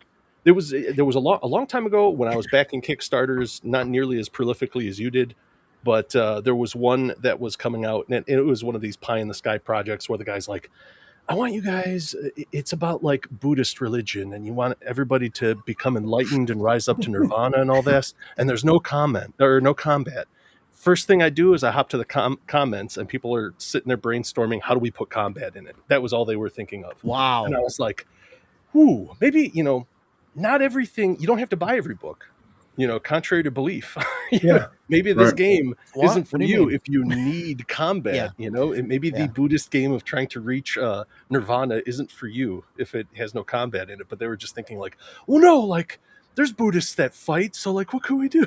It was like, it was soul destroying to see, because this guy was like just total chill, mellow guy wanting to develop his game, and then a bunch of number monkeys ran in and were like, how can we do this? I need a system, not so much I could play it, but I want to build characters that are the most powerful, that'll beat everybody else's characters. And you have those weirdos that are like part of the hobby. So to me, those are my LARPers. Those are the ones that I'm like, ooh, could you maybe go over there? I can feel you. Like I'm getting a rash, from you. Can you just go over there? I don't need you near me. That's weird. I've seen that with more of the modern systems where people just want to, they don't want to play. They just want to make characters. Yeah, it's like theory crafting. Like that's what I see that with like 5e and now 2024. But people are, oh, you want to check out this fighter build I made? Look, he can do. And I'm like, well, I don't care. Like, but he can make a cheese sandwich while he's fighting, and like I'm like, what? I don't. I'm just making dumb shit up. But that's what they say. It's just weird. Yeah. If Kung Fu Combat Kickstarter, where what? Send me a link. There you go. No. I think part of it comes down to also like, if you took D&D and you take the combat out of it, it's not a very good game. It's not. I mean, we've had sessions before that were real heavy role play, and they were fine, but you didn't want to do that every week. And I had players at the table that were bored out of their mind with it. But then I think it's also dependent on your players, right? So I do that all the time. Yeah. But then you put those same players in Delta Green, and it's all about investigation, doing some skill stuff, and they loved it. Well, I think it's also expectation, right? So like we were talking about earlier, like if you're geared towards D&D, Right. Like we just got done playing Ravenloft Second Edition, and I love the setting, but the rules for it with the fear and horror, like going into it, my mindset because we're playing Second Edition, I'm playing D&D, right? But it felt more like I was playing Call of Cthulhu, which I love, but like it for me, I'm not saying it I didn't like it, but it was jarring to like Yeah. have those rules and those effects in my D&D. Right. If we'd have gone in like, oh, this is a Call of Cthulhu game, and I lose all the sanity, yeah, no kidding, that happens. Yeah. But it was just different. And Death Angel makes a good point here. I mean, if you look at early D&D, it was really about getting the treasure to gain experience. So you didn't have to fight things. Sure. You could find other ways to get it, and you could progress with it. But like pretty much starting with first edition and onward, it all became about combat. You know, you get experience for killing monsters. Yes, you get experience for the treasure also. Sure. As the editions went on, the experience for treasure went away, and then it truly became all about experience for monsters. Well, I think that's why Kelsey with Shadowdark went the other direction and said, okay, you only get experience for treasure. Yes. And not killing monsters. And this way that makes it because I remember having players that would, they want the best of both worlds. Like, yes, well, we can sneak around the dragon and just steal his treasure, but then we don't get the XP for killing him. So in order to maximize this whole dungeon, we need to go and kick down every single door, disarm every single trap, cast every single spell, scour every inch, and get every single bit of treasure, out of it. Whereas with Shadowdark now it's like, hey, you don't have to, go to combat, right? All you have to do is get the treasure. That's true. But let me ask you a question. So you level those characters up, you guys are having a great time, and you find that dragon. Is everybody going to be satisfied sneaking in, stealing some of that dragon's treasure and getting away with it? Because we're playing, these Dungeons and Dragons style games, and they want to be the heroes that slay the dragon. That's why I say it's like you can't take combat out of those games and really have the same game anymore. They're really centered around it. Sure. No, D&D. There's a guy on X whose username is D&D is a war game, and it's like, yeah, that's it. It's all it is. It was based off of their Napoleonics and all that, and it's just a poorly built combat game. There are no goals for the characters. The only goal that people see numerically and can feel is get experience, become more powerful. So that's all it becomes. Well, I'm sure I'll get lots of hate for this statement, especially somebody that's played almost exclusively D&D until recently. D&D is not great at anything. It's not great at combat. It's not great at role playing. It's not great at skills. It's not. It's got a long history. It was out there. It became the most popular, and it's stayed that way. It's got brand recognition, and people play it. It's not a bad game. It's fun. We sit down and play and have fun with it. But there are a million other games out there that, any one part of that game you could pick out and pick out 10 other games that do it better. Sure. Yeah. If there's specific things that you're looking for, and it is very combat heavy. I mean, it is designed that way, but I mean, and I mentioned earlier, Paul mentioned it. It does come from wargaming. I mean, that's where it comes from. So obviously that's at its roots, and it's at its core. It's hard to remove it. Yesterday, when I posted on X about the stream tonight, I had somebody reply to me, and they gave me an idea for a RPG that doesn't involve combat. Would you like to see it? And you said before that it wasn't My Little Pony. Nope. But I think that involves some kind of combat, but I'm not sure. Is everybody here on stream at least 50? No. No, 44. No. 44? I'm not. I'm 46. There you go. Yeah. You're an old man. I got a couple of years into the 50 I can donate. There you go. Well, anyways, here, I just shared it with you. Oh, share the screen. Here we go. Am I going to regret this? Oh, the Dallas RPG. Wow. Yeah. Wow. Wow. Yeah. Now, just think. Just think. No matter what you do in the game, you can always do a do-over and just say it was all a dream. There you go. Yes. Yeah.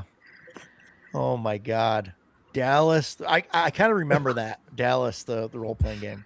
I mean, I don't remember it. I remember hearing about it, and but I don't know anything about it. Yeah, that's crazy. So that's like soap opera. The game.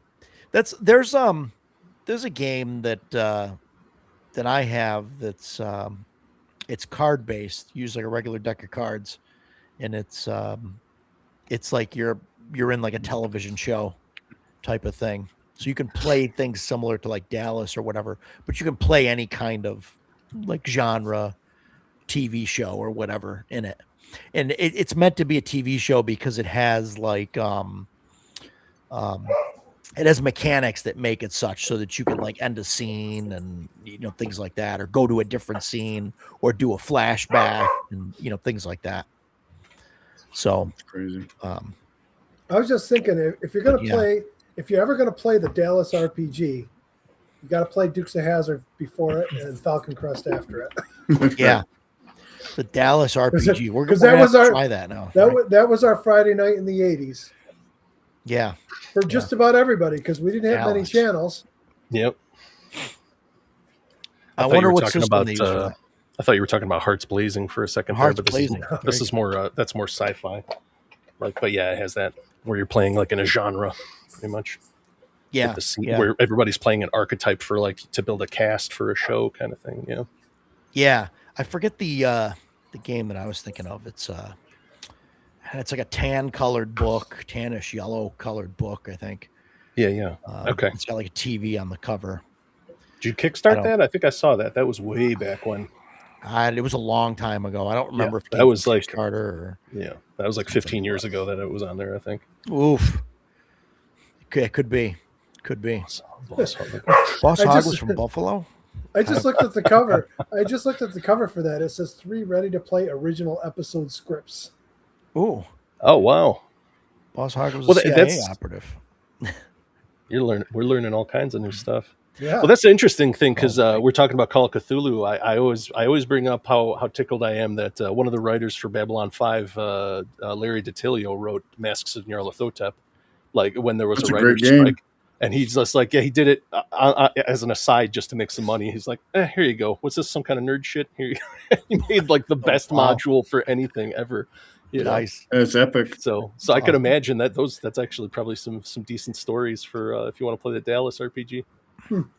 I would bet that there's an RPG where you pretend to be a professional miniature painter, and there's a ton of like every time I go to like Millennium Games or you go to like the it's like the Indie Bazaar, I think they call it, at some of the larger conventions. There's always like people, they have the like solo zine, games or whatever. And I mean, there's one that's like you play like as a donut and you're trying to like have like the most worthy person eat you or something. Or I mean, there's like a bunch of weird, or it's a cupcake. I think it's a cupcake. Sorry. Whoa. So this is the problem with you backing everything that you see. No, I didn't back it. This I said I saw in stores. This I didn't back. This I didn't back. I promise you. And you didn't buy it when you saw it in the store? I didn't buy it. No, I didn't buy it. Contrary to popular belief, I don't buy every RPG that comes out. All right. Now, if you guys look at something and say, "Oh, that looks kind of cool," then I mean, yeah, that means I'll probably buy it. But I mean, there's a lot of like weird stuff like that's out there. And I mean, but other than that, like really mainstream, is it just like Call of Cthulhu that's like really like a non-combat kind of based? I mean, you could put Vaesen in the same category because it's just similar but different. Pretty much Call of Cthulhu clone, yeah. Yeah, I haven't looked at Vaesen much, but I keep seeing going through research and all the stuff the last couple of weeks about both of these games. I keep seeing Delta Green, Call of Cthulhu, and Vaesen all grouped together. Yeah. So they're very similar. Obviously the setting is different for Vaesen's more of like a Victorian style, isn't it? Yeah, it's 19th century and it's more Northern European. It's set in the original game. It's branched out. The original game's in like mythic Scandinavia, and then now they've branched out into like the Carpathians, and they actually have a setting for Prague. And I saw they had a Slavic book. I think that was their latest one. That they came out with, Yeah, it's good stuff. It's a great game. I think Babylon 5 was definitely a Star Trek. Yeah, I heard that's totally all those names that are the same in Deep Space Nine were totally not stolen from somebody's show Bible. Oh, chubby shots fired. Oh boy! Yeah. Oh boy! Here we go. Ugly in the chat. Got that angel going now. Here we go. He's fired up. There's going to be fists thrown now. The gloves are going to go off. I'm confused about one thing though, because like Takata, you played a lot of Call of Cthulhu. I mean, I know a lot of the big published stuff. It's world hopping. You're all over the place. So what is the draw to Cthulhu by Gaslight? Because when you read the blurb about it, it just talks about it being set in just the Setting. England. It's the era, Yeah, the era and the setting. Because that's like what? That's like 1890s, I think, is Cthulhu by Gaslight. Yeah. So it gets rid of that. It gets rid of that prohibition gangster element, moves it out to Europe. Yeah, and so the travel is just probably, I mean, instead of flying all over the country, you're going by train to all the different countries and stuff. That's how. I mean, I played Mass, and I mean, you were all over. I mean, there was places we didn't go that were in the module. Like we never went to Australia or anything like that, but we traveled all over. I mean, that was part of it. But they have other ones that, like, we played the Two-Headed Serpent, and that was, as I recall, mostly in one area. Did you play that in Pulp Cthulhu? Mass we did. I think we did Two-Headed Serpent and Pulp as well. Yeah, I'm not sure how I'd like to run both of them eventually. I've seen some people knock Pulp. It's still a deadly. It's not. You're not a superhero. It's a deadly game. Like, we went through characters. We lost Sandy. It's just a little more geared towards more action and combat than regular. I had very experienced game master keeper that ran it, and he liked Pulp just because for campaign play, that was his preferred thing. I think the one shots we did were in regular Call of Cthulhu. I mean, those were freaking brutal. We all died horribly. But yeah, no, they're both great. They're both. I'll play either one, but I like Pulp. I mean, I probably have more experience with that than regular. I just looked it up. I currently see 0 Call of Cthulhu games at CNY. What is up with that? That's pretty crazy. I don't know. Step up. Yeah. Hopefully that doesn't make people want to get a refund. I told my group this week, I said, listen, I'm going to get you the dates for it. I said, we'll see if you're interested in coming. I said, if you find a game that you want to play that's not something that we play, not something we run, not something we play, but you want to try something different, I will see if, wife or somebody wants to run the booth, and I'll jump into a game with you. And we could try, because we talked about that. You go to a convention to play with your friends. Right. I don't mind playing with my group if we're all going to try something new, because then I don't have to introduce it to the table. I can be like, hey, let's go try this game. The whole group can sit down and play in the game, have somebody else run it, and see if we like it. Yeah, no, and that's perfectly fine, right? But it's like my only comment on that, and we touched on this. You're running Castles and Crusades. You're not going to go play in a CNC game with your friends, right? Like I've been in a ton of George's CNC games, at various conventions. Yep. And when I went to GaryCon, he was like, "Oh, I'm running these games. Like, do you want to jump into my games?" And I'm like. And then even, Jason mentioned like, George is running these games or whatever. Not that he was like pushing for it, he was listing, the games.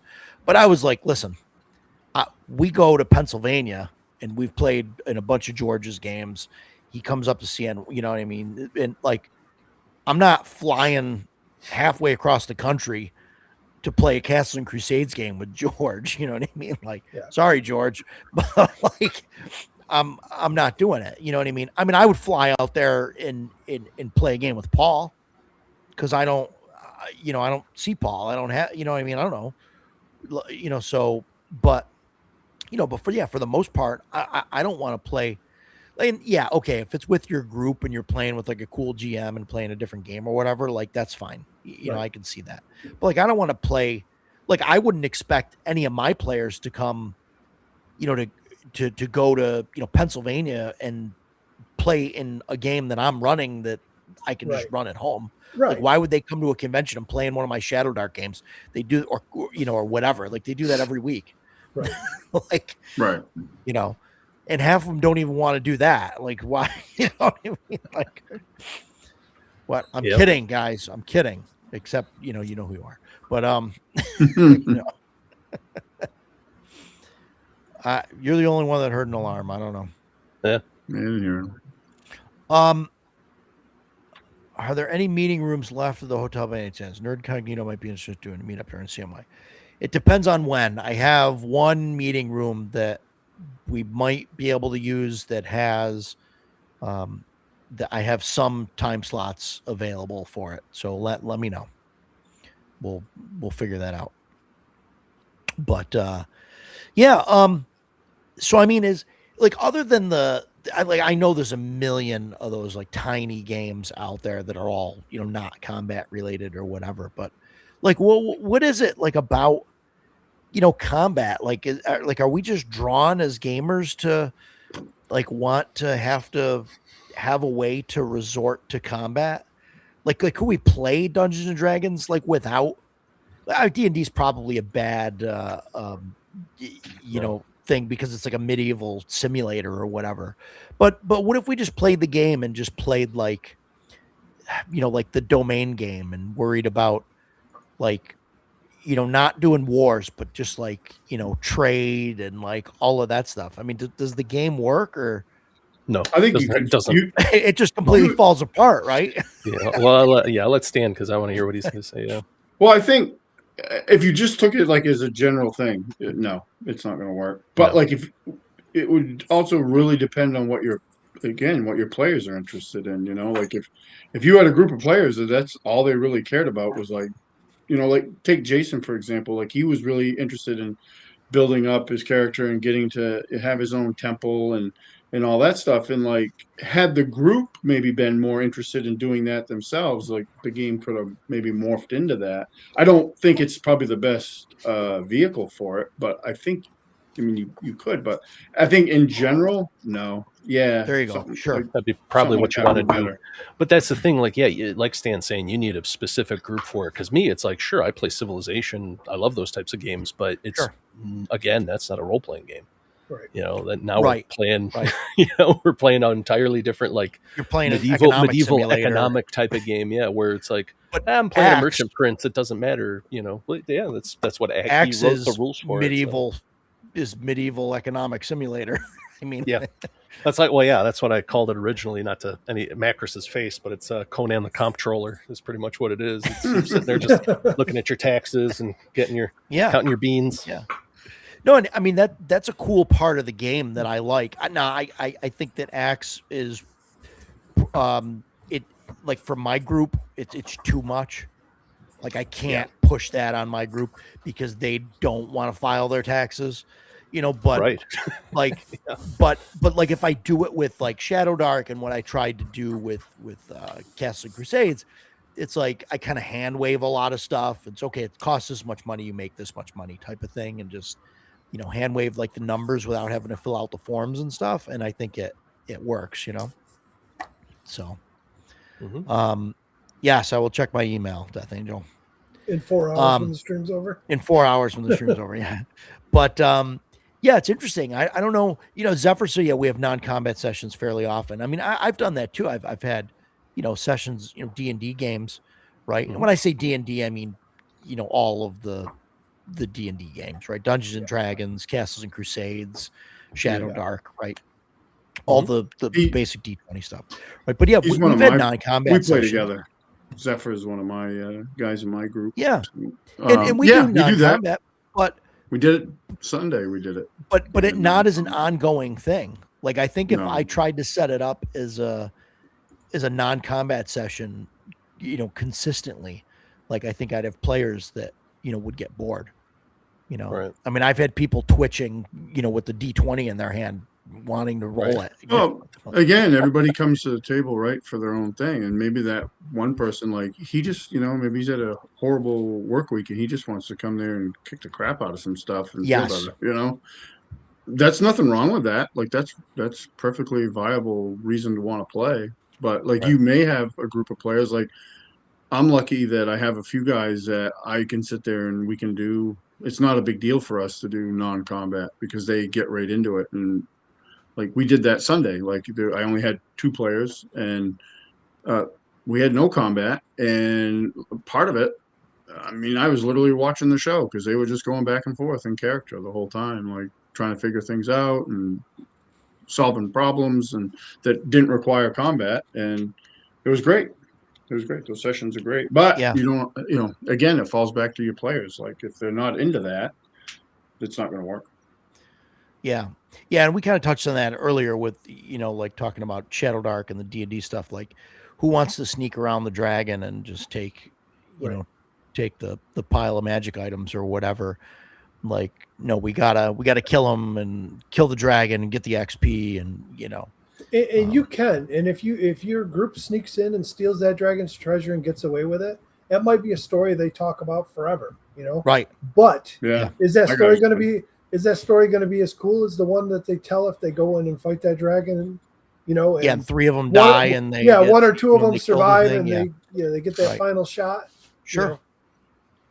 Yeah, no, absolutely. And I mean, that was one of the reasons why I was thinking about, like doing, this episode and like talking about it, because it's interesting. Like, you could put all of these non-combat ways in front of the players and, no offense, Mike, right. But like you say, where's the fun in that? We want to kill the thing, or you know what I mean? Like that seems to be the consensus, and I don't know, I don't know if you can do a whole game, like even Call of Cthulhu, right? Like the reason you don't go to combat and Call of Cthulhu, like if you had, it's deadly. If weapons didn't have the deadly thing, and you had, like death saves and like triple the number of hit points, I think Call of Cthulhu would be a completely different game. Like people would just be like, going around with their gun, just shooting at everything. I really do like that these games have a static hit point pool and a lethality rating for weapons, because it makes it more realistic. It's not, you're not standing there taking shot after shot from somebody with a handgun, or the guy pulls out an MP5 and 3-round bursts into your chest and you laugh it off. Okay, my turn. That's why I like games on the fantasy end, like Dragonbane, where you don't have a boatload of hit points and weapons do a lot of damage, a lot of damage. And like Tales of Argosa is the same way. Like Baptism of Fire is the same way. Like you start off with a base number of hit points and you get a little bit. You're not rolling dice every level to get more. And then like with Dragonbane, unless you take heroic ability, you're not getting any more. Like whatever your con score is, your hit points. Good luck.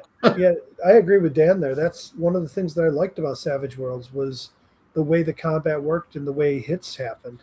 And stuff, and like when we played Blood Drive, which is one of the published adventures for Deadlands, they go on a cattle drive. Well, the very beginning of it, they get into a shootout. There's basically a guy that challenges them, and it doesn't have to happen. It's whether or not one of the players is going to step up, and they have basically that shootout at high noon. And I told him, I said, this guy is, much stronger than you are. And he got up there and he rolled. They did their attack and they had to, do the whole thing and try and distract each other. And they go through it. And then all of a sudden the round comes where they draw. And he rolls and he gets exploding dice. And he rolls again and they explode again. And they explode a third time. And he gets a fourth roll. And the guy is on the ground almost dead, bleeding out, while his guys go and drag him and pull him out of there. And the party is just cheering because they were like, that'd be like a first level character getting in a D&D thing. And, he gets in a duel with an 8th level guy and manages to get a lucky swing. And, and they really like that, but it adds something to it when anything can happen, Chubby says he watches television to get an accurate sense of how weapons and damage work in the real world. Yeah. Especially I love how they rack the slide in the pistol, like every time, like in the middle of shooting and, no bullet flies out. I really like it when they do it with revolvers. They just do that. I like it when they thumb back the hammer on a Glock. It's like, there you go. I'm like, wow. I'm like, well, none of my Glocks work that way. How that? Oh, wow. Right. Dan, I think Paul was gonna come, and he was dead set on taking the train, and then Jason told a story about the Amtrak bathrooms, and then now Paul is trying to smuggle his way into your luggage. It was. I had high hopes, and then Jason did that thing where he was staring right at the camera, and he was like, "And there was this ungodly smell coming from the restroom," and I was just like, "Whew!" And I got to deal with 19 hours of an ungodly smell. I don't know if I'm going to do that. So, no, next year probably. Yeah, we'll definitely see, because if there's a train that gets off nearby, for sure. Yeah, there is like 10 minutes away. It's awesome. 10 minutes, awesome. So cool. Yeah, it's good stuff. And I mean, we can, no problem. We can pick you up. You know, it's not a big deal. So we'll make Jason pick you up. There you go. Yeah, and then I'll tell him, be like, you know what about those toilets? You were right. You guys can talk about the toilet. Yeah. Yeah. You have a little bonding experience over that. Oh boy, Edgelord. Bailed on us for a hockey game. Yeah. Lame. Well, Edgelord, we used to be friends, but shut down like that. That's fine. Go. I mean, you know, I guess the fights there are cooler than the fights you're going to see on here. You know, right. But there you go. There you go, Paul. Yeah, we'll figure it out. Rent a car. And that's what I always try to tell people too. Like, they're always like, I don't know, it's so expensive. I'm like, people are so friendly at the smaller conventions too that you can easily split a car, ride a room, or whatever. Like, that's how I'm going to EGG Con. My Sunday GM, who I met at Gary Con's, like, oh yeah, I'm going. I was like, oh, who are you going with? He's like, I'm just by myself. I'm like, well, get a 2-bed and I'll jump in and we'll go check it out. So yeah, it's awesome. Yeah, that's one of the things I've noticed too since I started going to cons. It's like my first Shire Con, I was sitting at a table and we were playing AD&D, and the dude next to me like starts busting out all these snacks, and then he's like sliding them across the table to me, and I was like, all right. Then I ran into him last year when I was there, and this year, guy I played a few games with before. We played both games at OSR Con together. Like, we're at the bar with Jeff Delaney, and he's buying us all drinks, and it's good. Yeah, it's just a really good vibe, like with all those people, and you start to see the same ones over and over. So it's nice.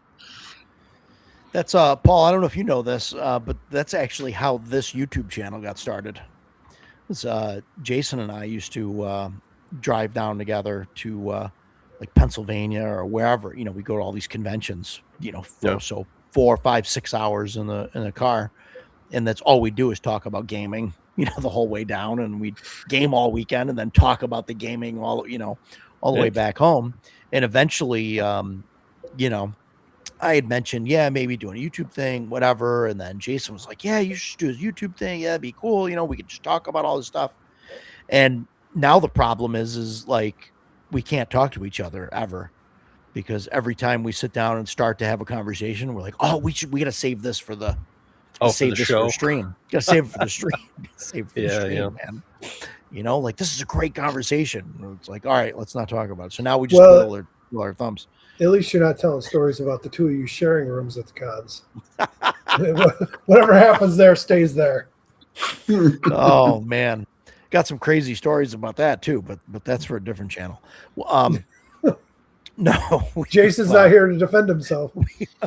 Punch him while he's down. It's like the ref's back is turned. We got him in a corner. Just start stomping him. No, Jason could probably tell more stories than I can. My problem, I don't know if you guys or if everybody in the chat knows this, but I don't have a thyroid, and it's a whole cancer thing. It's fine. Everything's great. It's fine. It's probably everything's okay, but it's like we're 99% sure it's all gone. Yeah, it was the probably that was like, don't worry. Well, you just deflated it, but it's okay. No. It's everything's probably fine. So so they cut my thyroid out, so I don't have one, and so I have I'm on a bunch of medication for that, obviously, because thyroid apparently is important. Does a lot of important things in your body, and so it like regulates like temperature and stuff, or I guess how you feel temperature. And so all my numbers are like perfect, but my sense of temperature is like screwed up. I'm always like warm. So it's like 10 degrees warmer to me than it is to like everybody else. So whenever I get a hotel room, I'm like, I always always set it for like 65, like the room with the AC going. Well, like Jason's always like just freezing. So it's funny because you and I talked about this once before, and I'm hypothyroid, so I still have mine, but it barely works. So I'm on a bunch of meds too, and I'm always hot. Like I've got a fan on me right here that's like 3 feet away from me blowing. Where'd Roger? I'm back. There we go. So I have like a fan on me like 3 feet away from me blowing, and my feet are cold, but the rest of me's hot. Yeah. But when we went to Page in January, I had the air conditioner going in the room because I'm like, I can't deal with heat. You know, I'm already like, I gotta get the air conditioner in my room. It's supposed to be cold all week, but I'm like, I gotta put the air conditioner in. It's already getting too warm. Yeah. Well, that's the thing you learn too when sharing like hotel rooms with people. You've got to just like, if you got pet peeves, you just got to push them down. Yeah. Because that was like my brother, he's big on like carnivore and stuff like that. He does jujitsu. He's 8 years older than me, but he's in amazing shape. He's like got laser focused on it. So in the morning he's just making eggs and bacon for everybody, and it's like almost smoking us out. So it's March up in Gary Con, and I'm like, I'm gonna open the door to the balcony here and just, I don't care how cold it is. So I just need that bacony smell. Sure, it's delicious, but by the time you get to the con, you're like, I smell like bacon all day. But what are you gonna do? Well, I would rather game with someone smelling like bacon than what some of the guys smell like. Right. Well, that was the thing. The next weekend we went to C2E2 was over here in Chicago, and that's like a comic convention. And if you think gamer nerds are bad, comic nerds, my God, I was like, it was like walking through tear gas. It was rough. Anyway, later, Chubby. See ya. Thanks for listening. There's a big 3-day convention in Syracuse here every year, Retro Game Con, and it's huge. I mean, it is. Yeah, they get like 8,000 people or something. I was just going to say 7,000, but maybe it's more now. It's big, and it's all comic book and video gamers, really. Oh, there you go. You can imagine what it probably smells like in there. Yeah, it's it's definitely an interesting smell. Yeah, when we went to down in Philly, PAX Unplugged. We went with a buddy of mine. Two buddies. Joe went and Tyler. And Tyler he has zero meat on his bones. He is just skinny. And so I had the thermostat set for like 64. Like I just walked in and I just nailed it down. Yeah. And it was cold, and he's always wearing a hat, like a hoodie.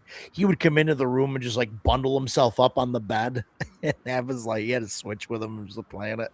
And then the best part, while I was in the shower, he tried to he was like, I'm gonna change the thermostat.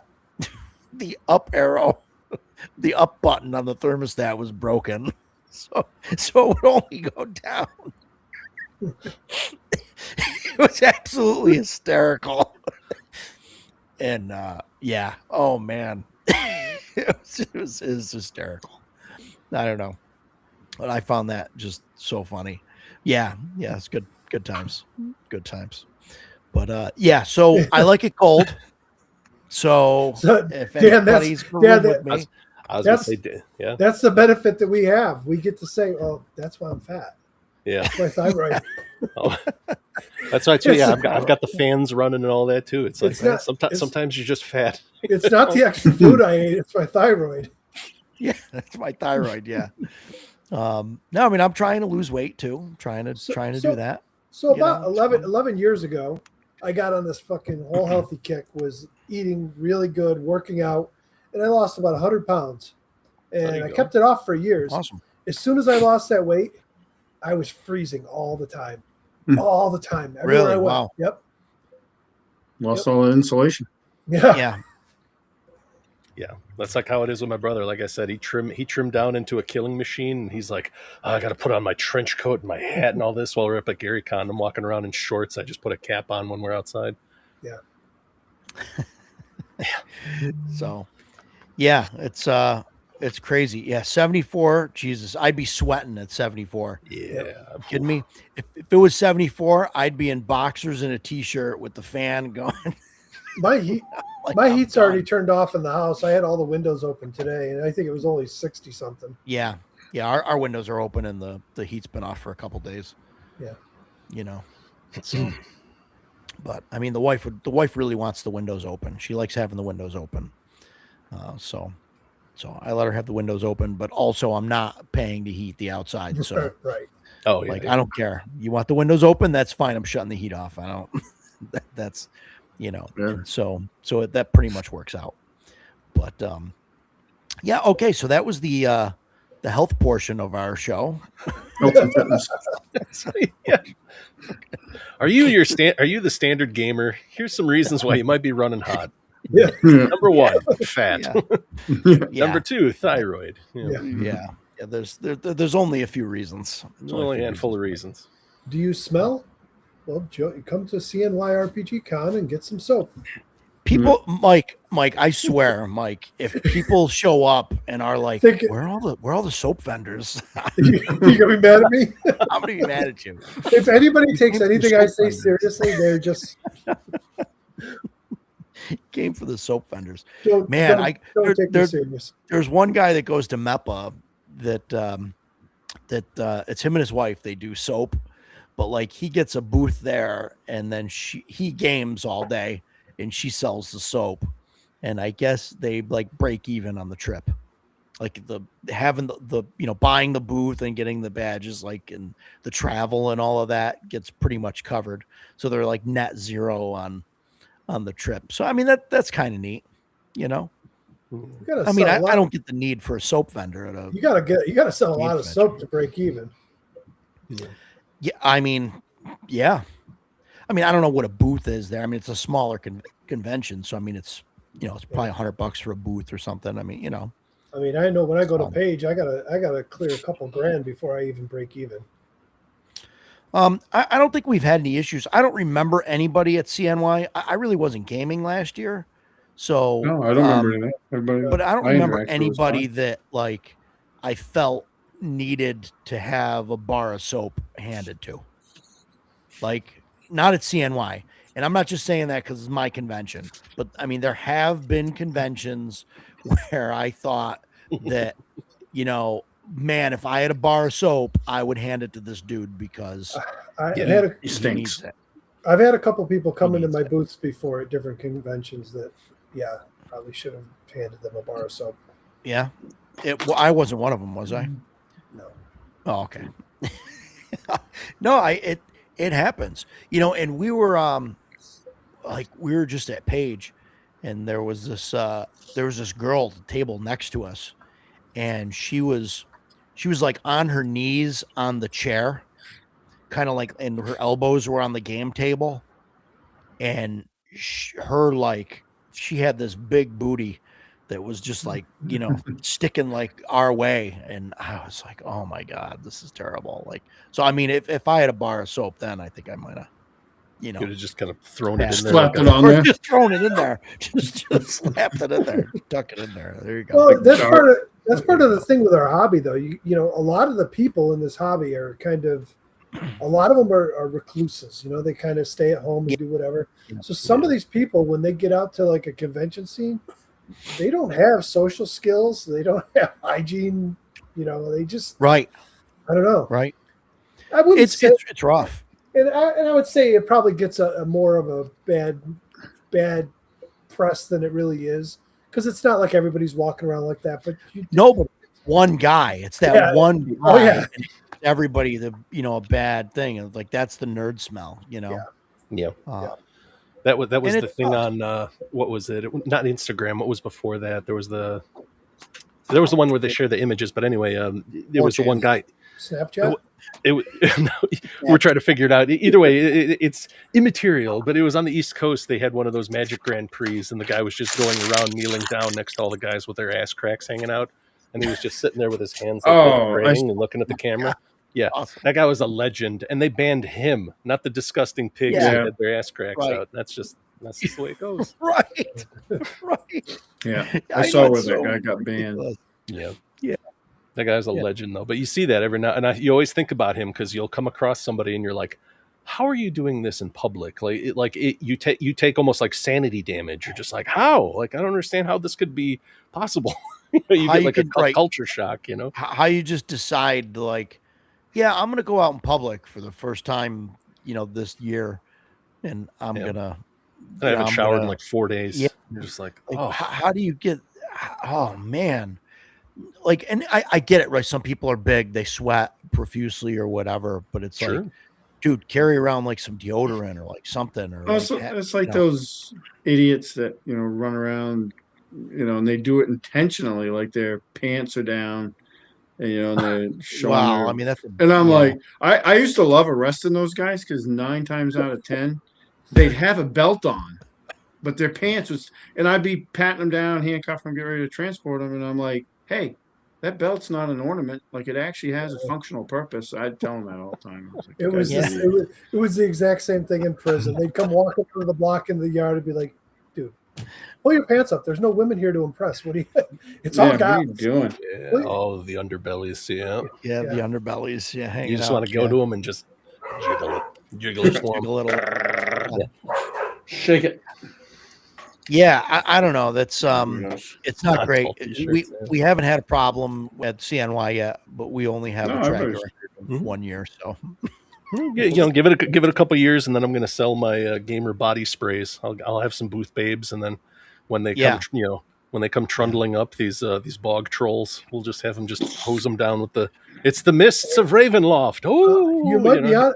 Listen, you might be onto something. People can put up soap vendors and everything else, and you'll never see anybody at them. Right. If you put up you get your booth babes. You got a lot of lonely gamers. Yeah. Doesn't matter what you're selling; they're going to come by and buy it. They could sell body spray. You could take a selfie, but you got to get sprayed. That's the rule. Yeah. There you go. Oh man, that could work.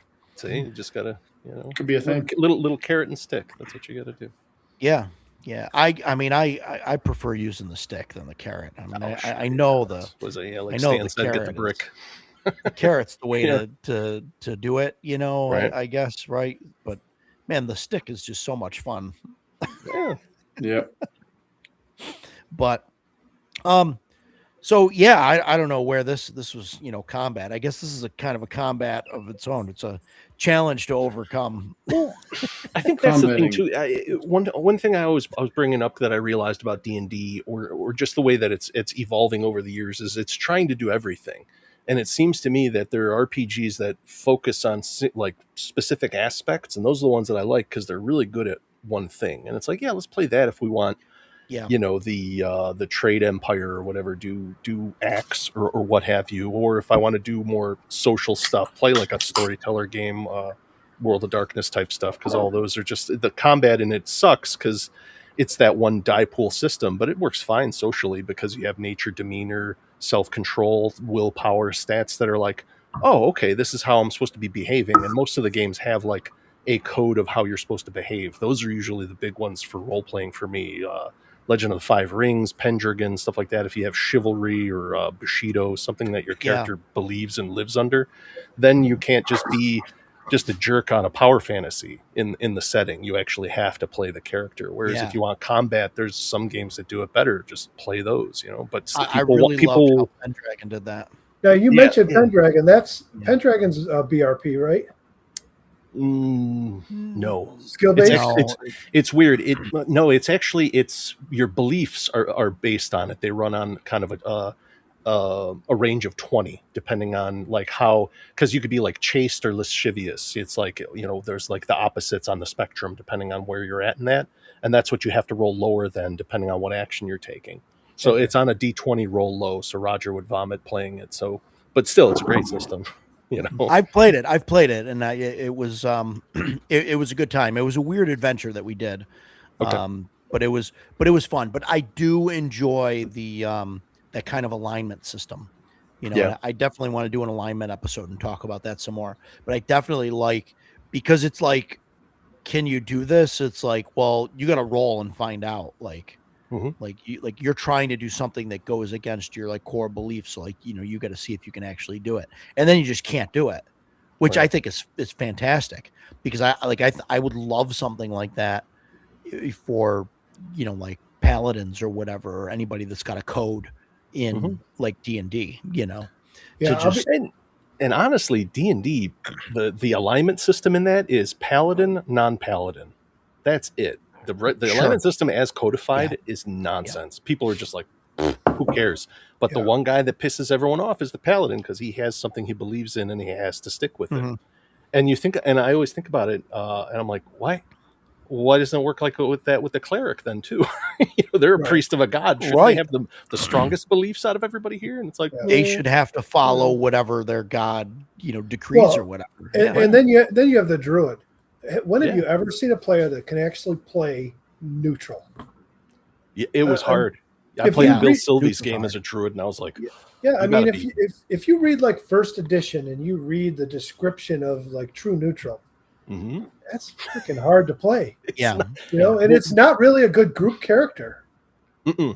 That was the thing. We were always having these kind of alignment issues with stuff, because we had a paladin in the group and all this other stuff, and we had a thief. So it's like, oh shit, paladin and a thief, and then I'm a druid and I'm showing up. And the way I was looking at it was like, well, you have to kind of look at it as almost like the laws of nature. So like my guy, every time we went to a city, I was like, I'm staying out in the woods. Like I was like, I don't do your city stuff. I'm really uncomfortable with that. But I would always be like, okay, this is the pack. We're gonna, treat it this way. So whenever they had like interpersonal conflicts, I was always like, all right, we're getting in it, we're settling it, so we can move on, because the pack needs to stick together, kind of thing. And I was like, I could do it this way. But then when people are like, oh, we need to chase this man down and bring him into the law, and I was like, who cares? Like, he fought somebody else and won. That's just the way it works. He was stronger. We need to forget about him. But then they try to explain evil to me, and I'm like, no, that's not how it works. And they would always be pissed off. And it's like, I'll go if this is what you guys want to do, because I'm part of the pack and I'll help out. But I don't understand why we're wasting our time chasing after this guy when we're dealing with something bigger here. So I would always kind of interject it that way. But playing a true neutral character is... And I always loved the guys that want to play like a paladin or a lawful good priest. And then every time the players want to do something that would go against their alignment, they're like, I'm going to go out in the other room. I'm like, come on, man. As if their god doesn't see it or whatever. Or like they don't know what's going on. It's like the A team. Oh, you just got to knock me out and you can go ahead and do it. You got to, Here, eat this hamburger while we talk nicely to this guy. Hamburger, my favorite. Yeah, he passes out. All right, cleric's out. Let's put on murder gloves on.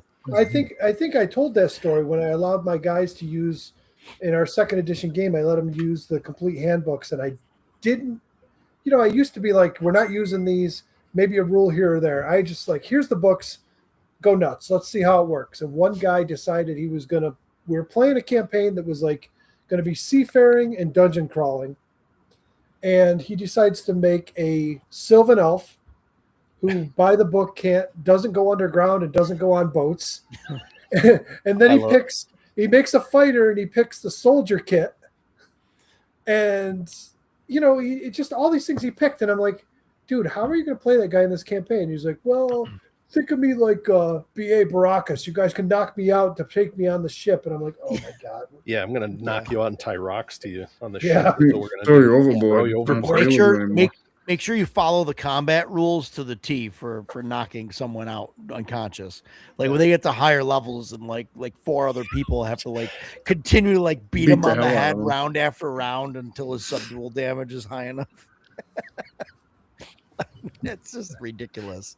Yeah, that's just crazy. But I mean, can we have I mean, Call of Cthulhu is probably the closest, right, to like a game without combat. I mean, like a mainstream tabletop RPG. Oh, mainstream, like probably the most out of mainstream, and that's probably why it has such a big female following to it too, where it's more about kind of the story and the horror aspect. Yeah. But I could see why. That's probably why Gaslight is big too, because there's no Tommy guns, there's no like major shotguns type stuff. Like it's a lot of the firearms are scaled back by 30, 40 years. So yeah, that's interesting. Yeah, I think I mean, I don't know. I'm starting to come around to like the roll under system, a little bit. I mean, boy, that was quick. Last week you were shitting on it. No. I I'm not a big fan of like fixed difficulty. Like that's my major, like the rolling low thing. Like I really dislike, like because my brain wants it to go the other direction. But the fixed difficulty thing is like that. That's what like really gets me about it. Well, you can have variable difficulties in like Call of Cthulhu. Yeah. No, and there's some systems that do it well. So I don't know. We'll see, I guess. But I got to get over to Mike's at some point, and I'm gonna have to cancel my game and sneak over to Mike's house and not tell anybody. Don't worry, we won't talk about it at all on stream. We won't talk about it. It won't come up at all. Yeah. Yeah. Well, because that was the thing when you first brought up. Yeah, I was like, I don't like roll low games. I was like, so you couldn't have played Call of Cthulhu then, because it's percentile. All percentile games that I know of are roll under. So I think the only one is the old Marvel system. You wanted to roll high or something on your chart, but yeah. I played the Marvel game. I mean, I've played some like I've played Rifts and stuff. Yeah. Rifts I have issues. I have other issues with. But even D&D, first edition D&D has roll under systems in it. Percentile stuff. Yeah, no, it did, but it's not like the core of the game. It was just the thief skills. Call of Cthulhu, it's just the skills. Well, but it's a skill-based game, so that's but it's everything. It's a skill-based game. Yeah, but the role of the game. Like with the D&D thief, it's like this is the subsystem for these like 4 specific thief skills. It's not the entire game's based around it. I mean, Rifts and like the Palladium stuff. Like I like the idea of Rifts, like the story and the setting and all of that. And if we had just played the core Rifts game, it would have been fine. But a buddy of mine, I like bought all of the books and had, so we were playing Rifts and we had like 20 books. And I remember there was a point where like my character didn't have the right math skill to like, because I had like math, astrophysics, and like math, calculus, but I needed like math engineering to do the role. And that was at like 20 and like the other, because the way the thing was written, I don't know. And I'm like, but I have like an 80 in like math calculus. Like, what do you mean I can't, I can do vector calculus, but if it's advanced algebra, I can't do it.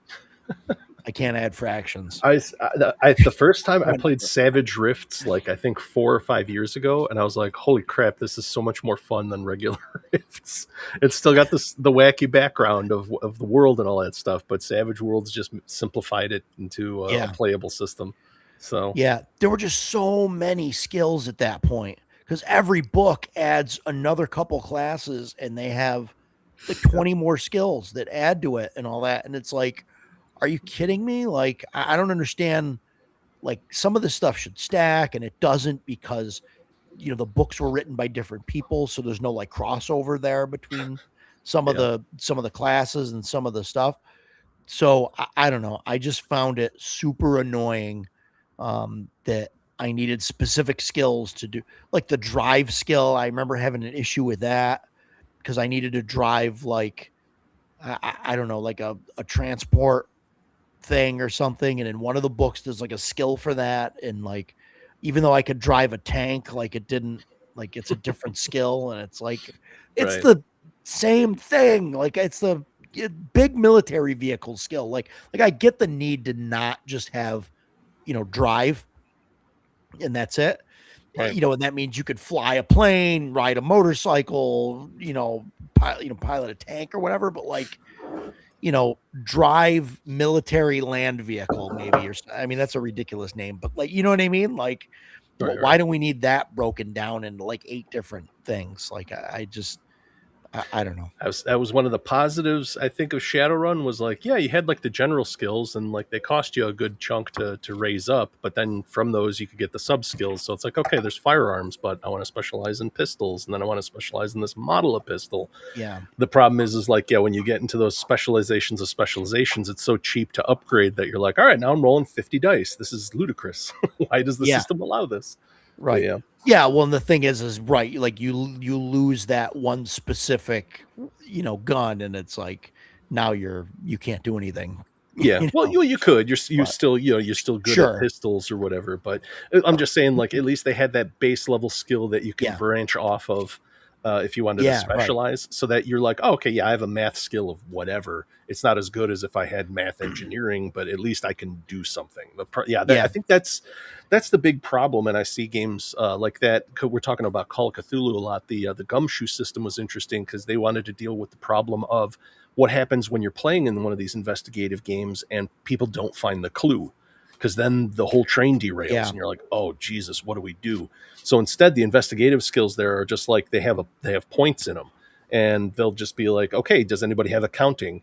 You know this just because you have the accounting skill, but if you spend your point, you can get an extra clue. And then so there is no a bad die roll screwed everything up, guys. Sorry, we're done.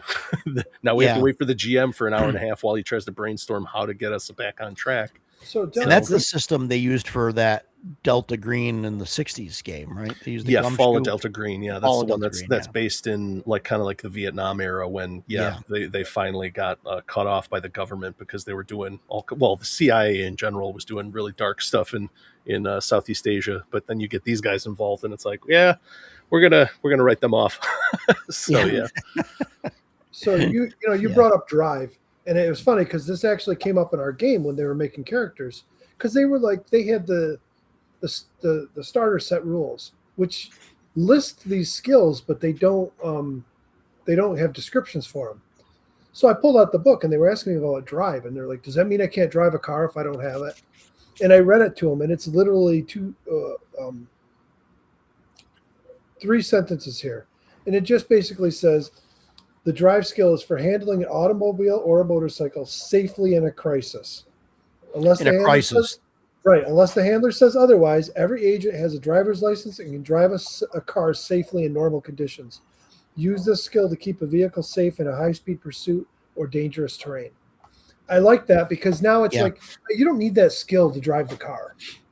You need it if you're going to do something crazy. Yeah, and it's weird, right? Like games never called that out, like in the past, or at least some of the games that I like played, right? So I remember playing some older like superheroes games and things like that, where we were younger and kids, and trying to screw each other around or whatever. But it was like, oh, I'm driving, 3 blocks, and it's like, oh, you gotta get make a drive check, or whatever, and you like roll and you like fail the roll, and it's like, you're on the way to the mailbox and you crash into the mailbox and the mail goes flying everywhere, or whatever, like just dumb, dumb stuff like that. Well, people would do that all the time with 2nd edition D&D and the non-weapon proficiencies. And they'd be like, well, if you don't have land-based riding, you can't ride a horse. Well, right. No, sure you can. You can hop on that horse just like anybody could. Anybody in medieval times should be able to ride a horse. Yeah. You might be able to only get like 1 speed out of it because you're not going to be comfortable, making a canter or whatever. But that's it. You're not going to jump a fence, with it. Fight from the back of it. The combat. Right. Yeah, you're going to be that guy that struggles to get his ass up on the horse and then rides the whole way. By the time they get there, he's walking around all bow-legged because his ass is killing him. And, that's the guy without skill. Yeah, absolutely. That's the way I looked at it. Yeah. Interesting. But what do you, so Delta, you've been playing, you just played the 1 session of Delta Green. Just played the 1 session so far. Did you have them create characters then? I did. I gave them the option. I had the pre-gens made up, and they said they wanted to make characters. And I said, well, listen, we could do the pre-gens. I said, but this isn't just a one-shot. We're going to continue with this, provided you guys survive it. So they decided they wanted to make their own characters. And it was fine. They all survived? We have a 5-hour session, and we literally finished up 10 minutes before we were, out of time. So it was probably 3 hours or so for the adventure, which I had looked it up ahead of time. Most people said you could do it in like a 3-hour session. But that's the shortest of all. No other ones are like that. Even the small ones are still like multi-session usually. Yeah. The one I'm about to run, people are saying, they're running 12 to 15 hours in it. That's cool. So are there stopping points, or is there like chapters or sections, or it's just that? I mean, that's good and bad, but this starter adventure is pretty linear. It was, just they're going to go to the apartment, they're going to investigate, they're going to find clues to the cabin, they're going to go to the cabin. It pushed them along, but most of the adventures aren't like that. Most of them are like, here's your briefing, this is what you got to do.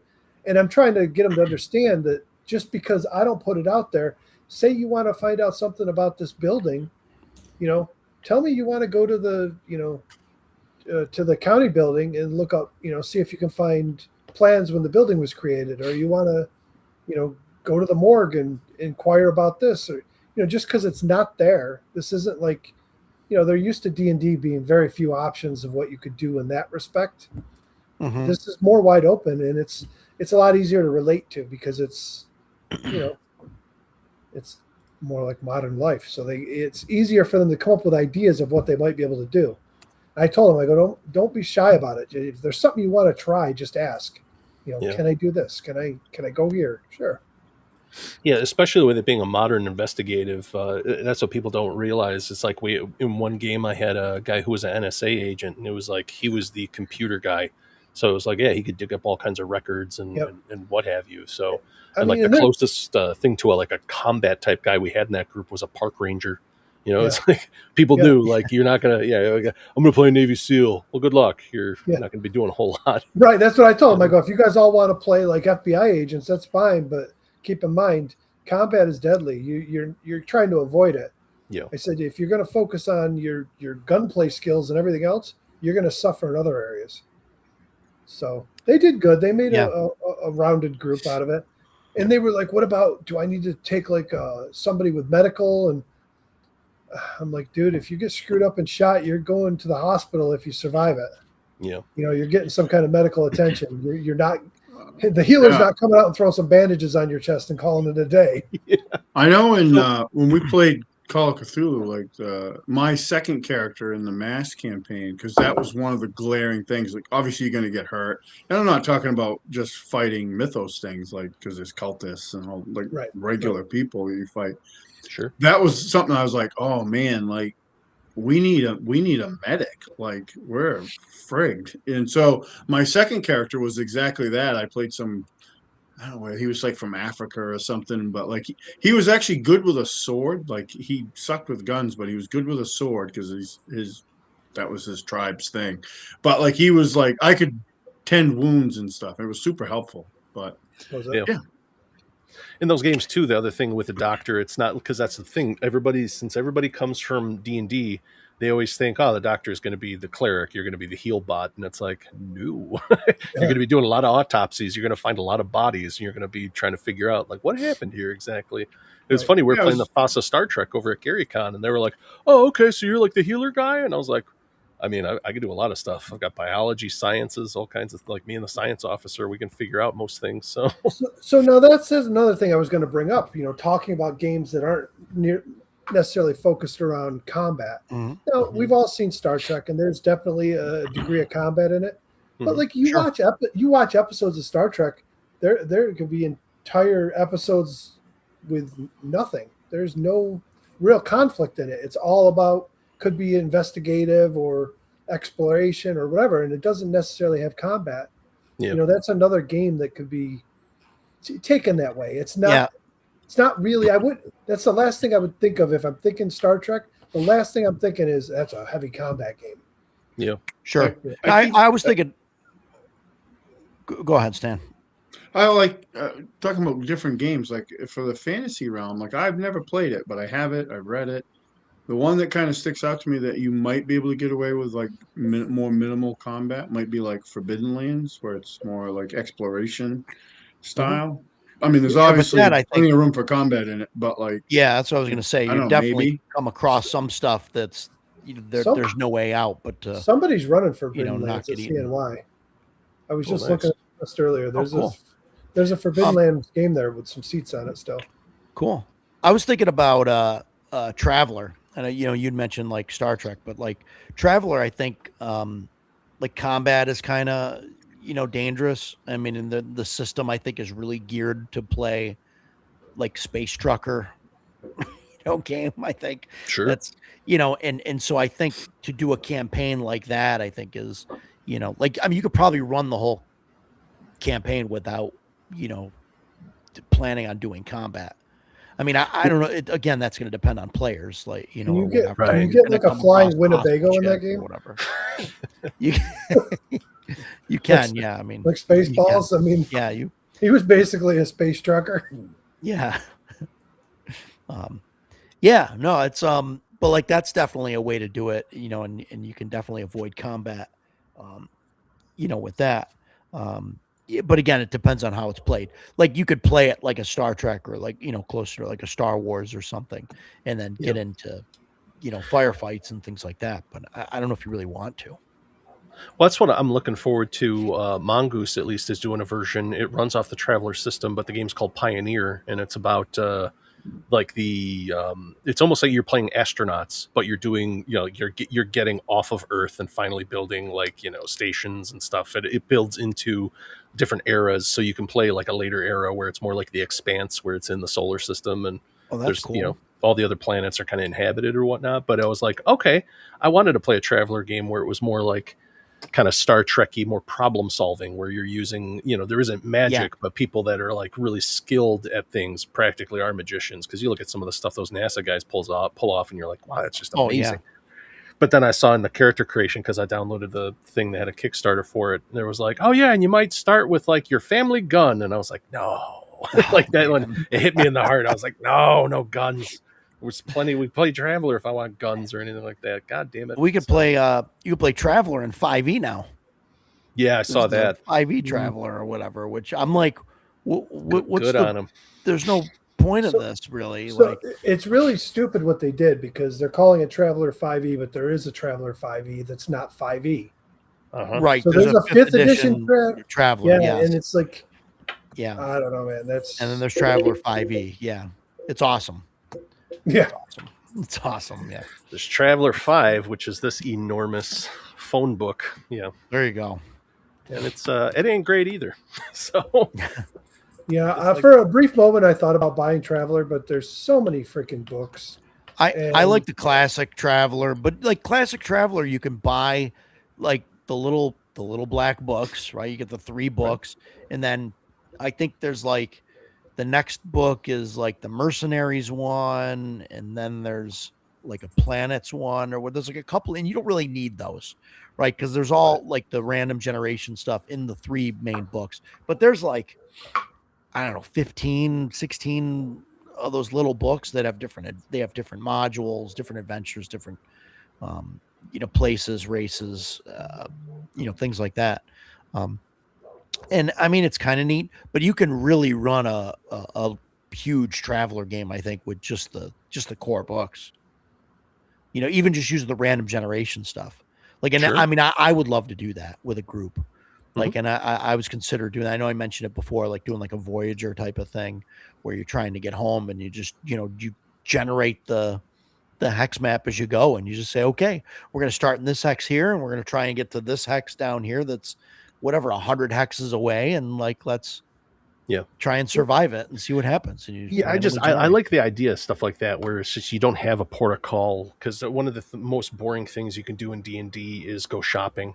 Oh my god, when they go and they just spend a whole session just like, we're gonna go. You're like, this is the worst. This is like, why would we get together and do this? I tell people to shop between sessions. Yeah. And Jason tells a story about that. He was in a group. He drove like an hour and a half to like play with some people, and that's all they did is shop for 3 hours. And then he drove. He watched someone else buy shit, and then drove an hour and a half home. And I'm laughing. He'd be so mad thinking about it. But yeah. Hey, did we lose chat tonight, or did everybody get sick of listening to us and just leave? Everybody got Everybody got No, sick. you might want to check refreshing or something, because maybe it stopped when you disconnected for that short second. Because I was sitting there, I was like, man, this is just locked in on this Dan Tesh comment here, and it's never moved past that. Huh? Hey, are you guys still watching us, or is anybody in the chat? Yes, somebody Can I say say something. Anybody out there? Oh, Hey, there Dan's we still are. there. Dan's still there. See, we're just so riveting. Our conversation is so riveting. Dan's Nobody's the only letting us one left.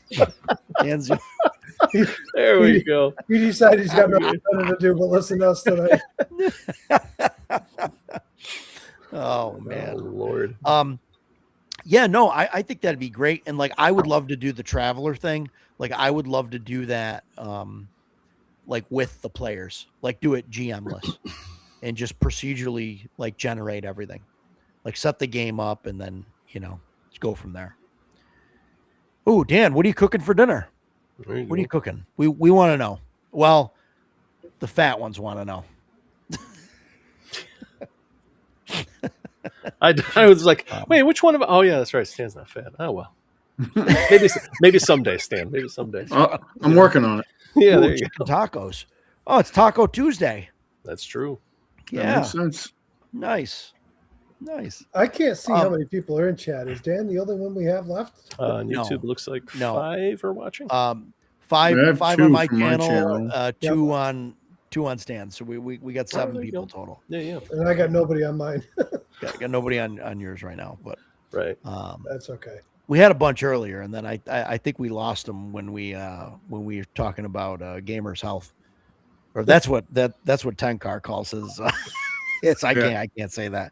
That's trademark Tenkar's Tavern. Yeah. We did that. I don't know, but this is sounding good, Dan. It sounded good. And hot sauce. I'm out. What? Oh, you gotta have hot sauce. Is that a health thing? You can't have hot sauce? No, he's just a No, I'm just a pussy. Okay. Well, at least you no, did. no, I can't. I can't do hot sauce. I can't do it. My eyes will water. I bought some hot sauces for the wife and a friend of mine, and like I was opening them up at arm's length, and like my eyes start watering and everything. It's bad. I've got about like 8 opened hot sauces in my fridge. I got about 10 more sitting in a cupboard that haven't been opened yet. I'm okay with like a little bit of like spice or whatever, but like the wife will put like Frank's hot sauce or whatever it is. That's Red not hot on. sauce. That's not hot sauce. Stop. Just listen to me. Okay. You call me a pussy before I even say it. She'll put it on like her macaroni and cheese. Mhm. And like if we're both sitting on the couch, like eating mac and cheese, and she's got hot sauce on hers, like my nose will like twinge and stuff. Like I'll, Well, I'll defend you on one. I'll defend you on bad. one thing. I just can't do it. I'll defend you on one thing. Putting hot sauce in mac and cheese. Macaroni and cheese is one of those foods that will do nothing at all to absorb or dilute that hot sauce. It'll take over the flavor of mac and cheese. Yeah. Like Okay. I wouldn't put hot sauce in mac and cheese because it just completely takes away the flavor. But yeah, at that point, the mac and cheese is just a delivery mechanism to get the hot. Might as well just drink the hot sauce. Makes it easier to get it. I'll tell you the one thing that I can tolerate that most people I talk to can't, and that's Kraken rum. well, I can't think. Crack and rum or Kraken. The brand. Kraken. The My brand. brain went there, and I was like, I don't think he does crack. It has to be Kraken. crack. Why can't? No, I don't do crack. Why do you say people can't tolerate it? People don't like it. There's people that won't drink it. The smell, it's too strong of a smell, too strong of a taste. No such thing. It's too dark for them. No such Like they, I like dark beers. Yeah, there you go. Well, I'll bring some Kraken to CNY, and All right. I gotta get a bottle of something. You'll have I the don't know Kraken, and Edgelord said he's going to have the Blantons. Yeah, I Just drunk by Saturday night. rum over whatever we were drinking last year. it's gonna be good. That was Maker's Mark last year. I didn't drink last year. It was me and my I only daughter, had and I that was driving one. home, so I didn't drink. I think Yeah. I had one beer at dinner or something, but like then when we had the after party Yeah. there, That was because you left, rugged. Mike, right? You left that night. We had like a little after party. I did a speech and everything. And when? Saturday or Sunday? Saturday night. Oh, well, yeah, I'll be there. I'll be there Friday, early Friday, all the way through Sunday. So yeah, it might be Friday night. It might be Saturday night. I don't know. I'm trying to think.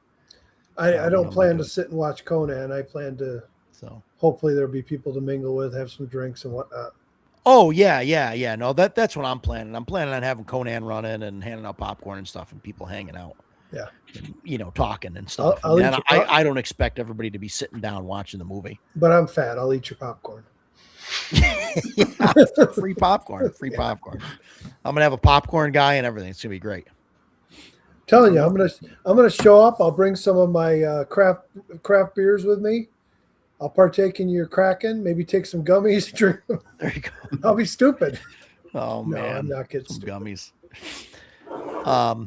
Yeah. No, that'd be cool. What else? I don't know. I wrote down. I know Paul will love this. I wrote down Cortex Prime. I think would be good for like a non-combat. The system I think is a little overcomplicated and it's got fiddly bits with it. But like when you assign damage, like you're not really assigning. You're assigning conditions and stuff that they roll. So like. I mean, it's just as easy to assign a die, to, like if it's a verbal thing or something, like, to tongue twist somebody if you're having a verbal argument with them or something, or to anything like that. It doesn't necessarily have to be like a physical, combat thing. That's the one where you like the lowest is like you put a D4 on it and it can scale up or down or whatever, depending on the damage that you're doing, like, or the effects. Yeah, it's sort of. Yeah, there's things like that, and then you're rolling 3 dice, and like 2 of them you add together as like your to hit or whatever it is. The Margaret Weiss Marvel game was that, wasn't it? Where it's like you pick one from each of the columns. Yes, she used that. Yeah. Cortex, yeah. Of course, the problem with Cortex Prime is it's a hodgepodge of rules that you have to put together yourself. To figure out what you want to use and all of that. So there's different ways of doing it. But then like the effect die. What's that, Mike? I just you never heard of it? No, I never even heard of it. Yeah, it's interesting. Either. It's got some interesting things. The cool stuff about it is like you can add things. So like if you want to tie somebody up, right, you'll roll the 3 dice and say it's like a DC 11, right? So, and you roll like, an 8 and a 3 on 2 of the dice. So there's your 11. And then the other die is a D8. Well, basically you got the 11 on those. And then the D8, the number on it doesn't matter. You assign the D8 to the person. So now they have the ability or whatever that's called tied up, and it's a D8. And so now everything that they do that uses, that being tied up would interfere with, you roll the tied up die with it. Right. And that like subtracts from their number. Yeah. So it's almost like Fate in that way. Otherwise, Fate's a little bit more simple because everything works on like a 2 scale. So it's like, it's either +2 to the difficulty or +2 to your roll, depending on who's tagging the aspects and stuff like that. But that really seems like where they kind of got that from. I forgot about that. Yeah. Cause it's been 2 or 3 years since I played the Margaret Weiss, Marvel. Cause you roll all the dice. And then if you succeed on 2 of them for the target number, then you get to take the 3rd one and put that on them as like damage or whatever. Yeah. You can use it as like whatever you want, like basically not whatever you want. I mean, whatever narratively makes sense. Right. Well, I did like that because you're not sitting there banging on a number. You're not punching at hit points. Instead, it's like, okay, I'm going to, whatever, you're Sue Storm. So you're like, I'm going to create an invisible thing to lock him down, or, Spider-Man, you're going to web his foot to the floor or whatever. It'll hinder him. So you're trying to build that up until the bad guy can't fight anymore. You're not just there. Yeah. You're not just there punching each other until somebody hits 0 and falls over. So, yeah. It's kind of neat. It's just, it's at the table. It works fiddly. Yeah. Clunky, I guess is a better term for it. Cause it's like, well, does this really apply? And you'd think like for the most part, I think for the most part, especially in like a combat thing, like it makes sense. Like, you're all going up against a bad guy, especially in a Marvel thing, like Sue Storm putting up a force field, Spider-Man webbing somebody up. Like all those dice are going to the same thing.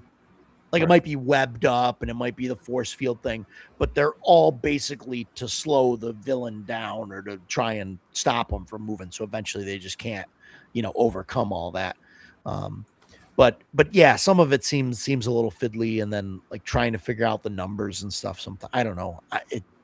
Anytime when you have 3 dice and you have to take the totals of 2 of them, like I don't know, man. Yeah. Maybe it's just my players, but like it's a little strange that Best Left Buried works a lot like that. That's like a low rules kind of dungeon crawler type of game. But when you do combat, you do like the 3d6 and like you use 2 of them to hit and the other one's your damage.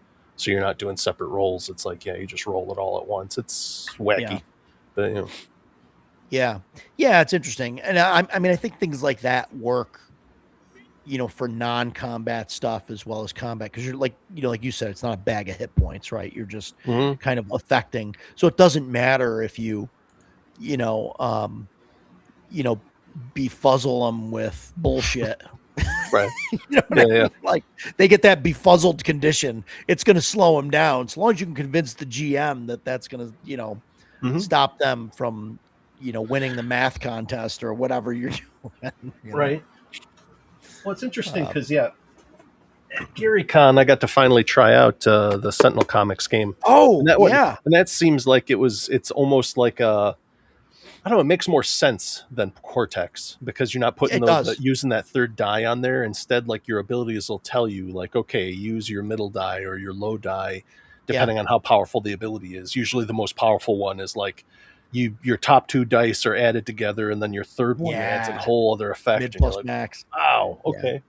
But that one, it was interesting because what was it? It was like when you hit guys with a negation thing, it just stepped down their die or something like that. Yeah. It made it harder for them to drops do things. The die one, yeah. Yeah, and it was like, oh wow, this is very kind of intuitive just playing it. It was still kind of confusing for new players because you look at it and you're like, there's a lot of colors here. I can't use all my abilities. How does this work? And it's like, oh, okay. As the scene goes and people are getting beaten down, you start doing your more desperate maneuvers that are more powerful. And it's like, okay. Yeah. That made sense to me. Like a lot of people can't, like they look at it and they're like, why can't I just do the thing? And it's like, well, when Superman shows up, the first thing he does when there's a guy robbing a bank, like the first thing he does is not pick up a car and throw it at the guy. Right. He doesn't shoot him with his eye beams immediately. Yeah. Right. Like he tries to grab them gently so he doesn't, crush their body. Right. And then it's like, oh, the guy's made of metal. And it's like, oh, okay. And like he punches you, he hits you hard. Like, oh, okay, now you're down in yellow. Like, so now you can use like, now you're okay. Now I'm going to punch this guy full force, but like, oh, he's got a kryptonite chest thing or what, like, and then you get to the point where you're like, okay, now I start chucking cars at him or, I try and throw him into the sun. Right. Like, yeah, you don't like start with that, Yeah, that was the cool thing playing Legacy because you have that one ability where it's just like, I'm going to throw out a buff and everyone on the team, at least until the start of my next turn, gets that plus for all of their actions. And they were just like, wow. And I was like, yeah, it's huge, isn't it? You're like being supportive. He's definitely like this. He looks like the Superman character, but he's he's the like support. Yeah. It's really cool. I really like the game. I ran a short campaign with it. Character creation is like huge. There's a lot going on to do it, to go through all the charts and stuff. It takes a bit. Sure. So like you really need to, like, if you're going to create characters, you're not running that as a one shot. No. Yeah. You know, like you that's a session 0 to build it. Yeah, for sure. Yeah. And so I did like, I think 4 or 5 sessions. I did kind of like a mini game with a mini campaign, and it worked out great. And I mean, I liked it. It was fun, and I think the guys enjoyed it, So, but yeah, it was kind of cool. Yeah, definitely less fiddly than Cortex. Yeah. But yeah. Other than that, like, I know like Cypher has some stuff for not like combat stuff, but I don't think I'm not a big fan of Cypher. That's a Monty Cook one, right? Is it? Yeah. I have yet to play one of his games where I was like, wow, this was amazing. Every time I play his games, I'm like, oh, okay. But everybody else around me is like really jazzed. They're like, "Isn't this a great game?" And I'm like, "I'm among odd people because I didn't like that at all." I think the only game of his that I've played is Old Gods of Appalachia. I played a session on that. Yeah, and that's Cypher system. And my thought was it's a great setting, like the setting's awesome, but you could have done the same thing with Call of Cthulhu. Yes. Yeah, the base of the system I think is fine. It's beyond that it starts to fall apart. Like the whole thing with the levels, like if it's a 5th level challenge or whatever, it's a multiple of 3, so that means you need to roll a 15. But like, oh, okay, you have a thing that works against it, so it drops it from a 5 to a 4, so now you just need a 12 or whatever. Oh, like if you have the appropriate skill and if you have the appropriate like item or whatever, like it drops the difficulty of it. So like that part's not terrible with Cypher, but but like what really hangs up like a lot of people is when you realize basically in order to add things to a roll, you have to spend your limited bag of hit points to do that. And it's really weird. Dan's got a question for us. What tabletop RPG do you guys think is the most robust at all character levels? None whatsoever. Yeah. It always seems like playtesting has failed at some point or another in one of these games. Like, you'll hit a level. So he says 5e falls apart, level 9, CNC has issues. So any D20 system starts to fall apart around level 10 or so, which is why a lot of the old school games just cap them. Yeah, if you look at some of them, like 14, Hyperborea. Even CNC caps at 12 technically. Then everything from 13 up is like optional because they know that it falls apart. Shadow Dark is 10. How about I'll throw this one out there since we brought them up a million times today. Delta Green and Call of Cthulhu. It's not level based. You're just as good late in the game as you are early in the game. Well, actually, you're not as good late in the game. You start off the best you're going to be. Well, but hang on. You can improve skills though as you go. You can. It's like 1d4, right? Yeah, I mean, if you use a skill and you fail it, you have the chance to improve it. Yeah. You improve skills by actually failing them, not by succeeding. Yeah, and you could use downtime to learn stuff too. It isn't terribly powerful. But I would say the difference between you playing your first adventure and the last one where he dies, it's still going to be just as fun going through the game. It's not like D&D, you get, like you said, you get to level 20 in D&D, you've just overpowered everything. There's no real challenge. Yeah. The problem is hit points. It's like, you're just like, at that point, you're like, all right, you lowly kobolds, I'm just going to go and kill the whole mountain of you. And it's just, it's ridiculous. And people try to say like, well, it's not physical. It's, like your luck. Like this, which is basically a D20 version of Call of Cthulhu. That would work. Right. Yeah. Is it not level based? No. You just level up skills and stuff. Yeah, you spend experience to like raise up skills and gain talents, I think, from it. Well, no. In this, it's a little bit different. Like, so what happens is you, like all Free League games, at the end you have questions you answer. Yeah. If you answer yes, you get a chance. So usually it's up to like, if you get all of it, it's like 5, and then you get 5 rolls. So what you want to do, like Call of Cthulhu, I want to raise my battle axe skill. So I want to roll and fail that roll, and if I fail it, I get to bump it up 1. Which it gets harder and harder to do because your skill gets higher. So you're rolling a D20, and you'll never get a skill better than 18. That's the max. And but then you get a special ability or whatever, right? Yeah, if you get a skill to 18, you earn a heroic ability. You can, they have a host of them you can pick from. Yeah, they're great. I forgot what it was. I think my GM talked to Frank Mentzner, and he was saying like for D&D, like honestly, it was like level 8 or 9. He's like, just retire him at that point. Like, what are you doing? Yeah, It's interesting. So, Frank doesn't even run, D&D. Yeah, like if you play in one of his games, he's rolling 2d6 and just I mean, just kills everybody. But that's what he. He just rolls 2d6 for everything. Like that's. Yeah. Seems like that's what those old school guys do, because I played with Jim Ward, and that's all. It was just like, he would hand out a skull when you died, and that was your souvenir. He'd sign it, and you're like, well, there you go. Yeah. Just killing people. Dan, isn't it Sword and Wizardry? Swords and Wizardry works at all levels. Dan, you're wrong, Dan. Isn't it basically 0th edition? Yeah, I think so. Yeah, it's 0E basic. That was Matt Finch, right? I think did that one. Yeah. I don't know. I mean, I get like your hit points drop once you're hit like 9th level. Like that's the highest. Like you get, +1, +2, or +3 or whatever every level. Until a fixed number. I don't know about 3rd edition and beyond, but that followed through till at least through 2nd edition. Once you hit 9th level, you stop. But it was still too much. Yeah, it's still too much. Well, yeah. I mean, if you're a fighter that say had a an +4 hit point bonus for your Constitution, that's a possible 14 hit points per level for the first 9 levels. Right. That's a lot of hit points. Oh, yeah. Right.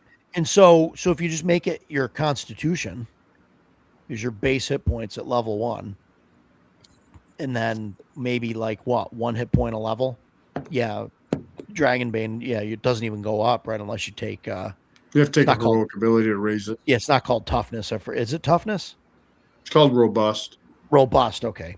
But yeah, I mean something like that might work to make Swords and Wizardry, work okay.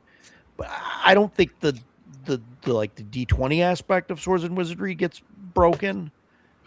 Just because it's using OD&D's table, but I don't know. Yeah, max ability modifiers are +1, -1. Yeah, and that's like 15 or above is a +1. I mean, that's fine. It definitely, brings the D20 system down, to a normal level, but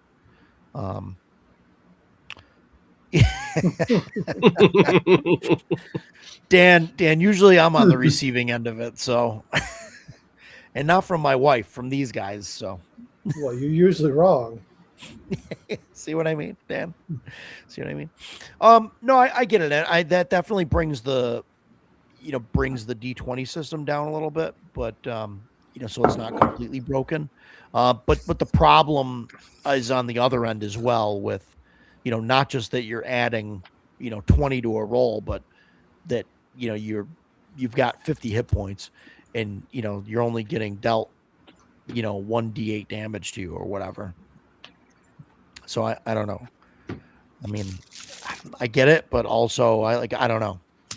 I don't know what the alternative is. Like the alternative is like super low hit points, but then you have people that even in my Shadow Dark game, people, we have characters that will roll 2 hit points and then, I don't know. It seems like the group isn't avoiding combat still, they still go into the dungeons and they're still getting into fights and all that stuff. And I mean, I guess that's the normal, that's like the typical D&D thing, right? Yeah. Right. Yeah. Go in the dungeon crawler. Kill the monsters. If you're not going into the dungeons in Shadow Dark, I'm not quite sure what you're doing. Honestly, that's what I was saying the other day about Shadow Dark. I was like, that game really just should focus on delves. Like that's what it is. You're always going into some kind of dungeon, cavern, deep mythical hell world or whatever you're doing, because you have the torch mechanic and the initiative mechanic that is all very built on that. I think games that focus on their strength are just much more fun to play because I mean, time will tell if all the Cursed Scroll stuff with the hex crawling and all that is going to add to the game. Yeah. But really, it seems I'm trying that. That kind of turned me off. I felt, now that I got into it, I felt like it was a bit of a bait and switch, and not necessarily by Kelsey, but by the every game has it. But there are some very extreme fanboys with Shadow Dark, and they'll all tell you, "Oh yeah, it's a great system. It's fully complete. You can do anything you want in it." Sure, but there's so many other of the same style of RPGs that handle all the other aspects better.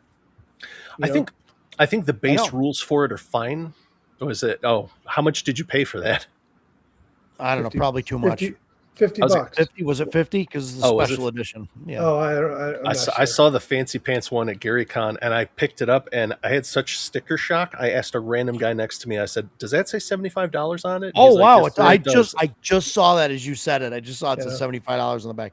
Yeah, I think and it I was 50. Like, this book was I was like, this book is slimmer than Shadow Dark, but it is it's $75. Yep. I was like, but you know, and I like this. I don't think it's that bad, but I haven't played it. I'm just judging it off the sticker price. I think I would rather, if I was going to play a game that's like space horror, I would run Mothership or Alien, probably Mothership though.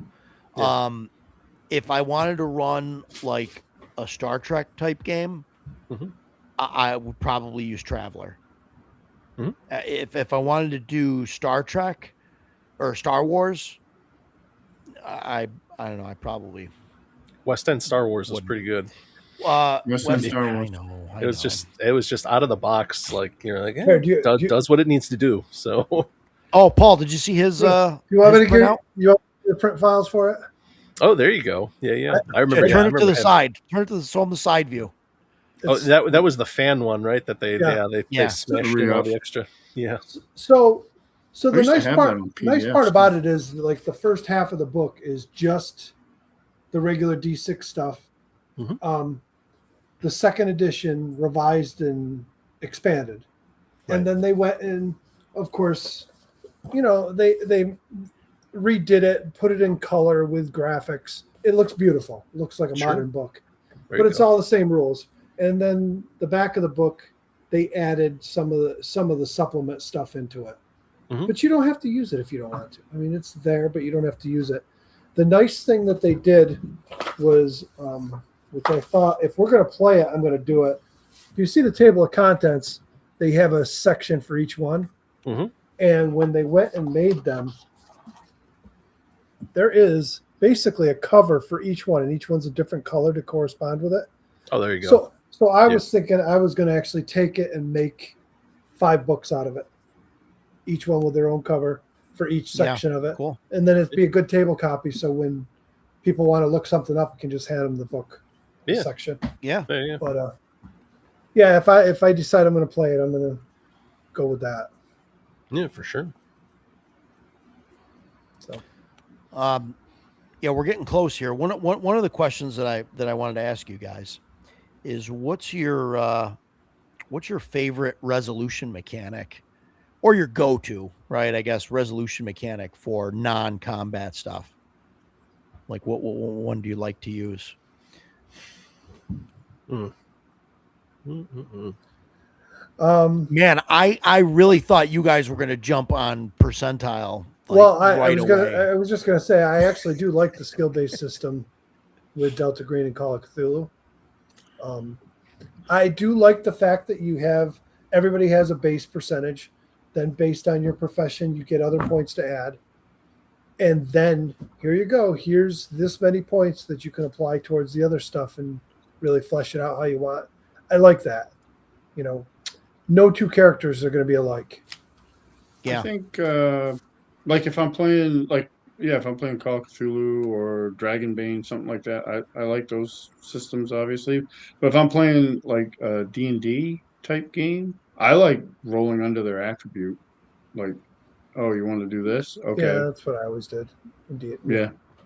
Yeah, one of the neat things that came up, I don't know why I never thought of this, but like when I was playing Dragon Slayer at OSR Con, if something was particularly challenging, what Tom would do is he'd be like, roll under half your attribute.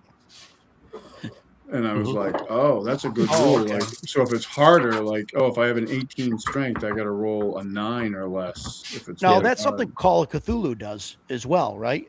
Like, they have different. You have, and then if you have hard and extreme.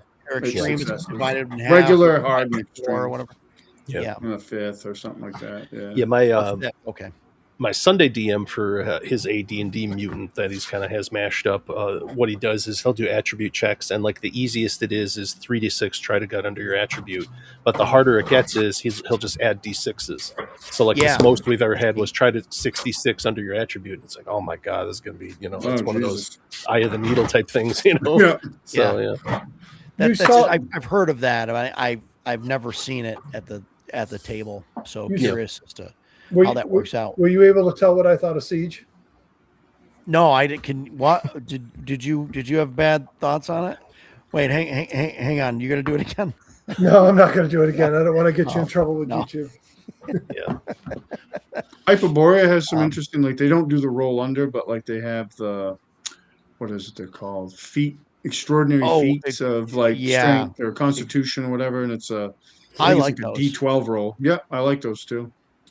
Yeah, that's like that was the old. What was that? That was these original D&D thief Ben stuff, Bars right? lift Where gates.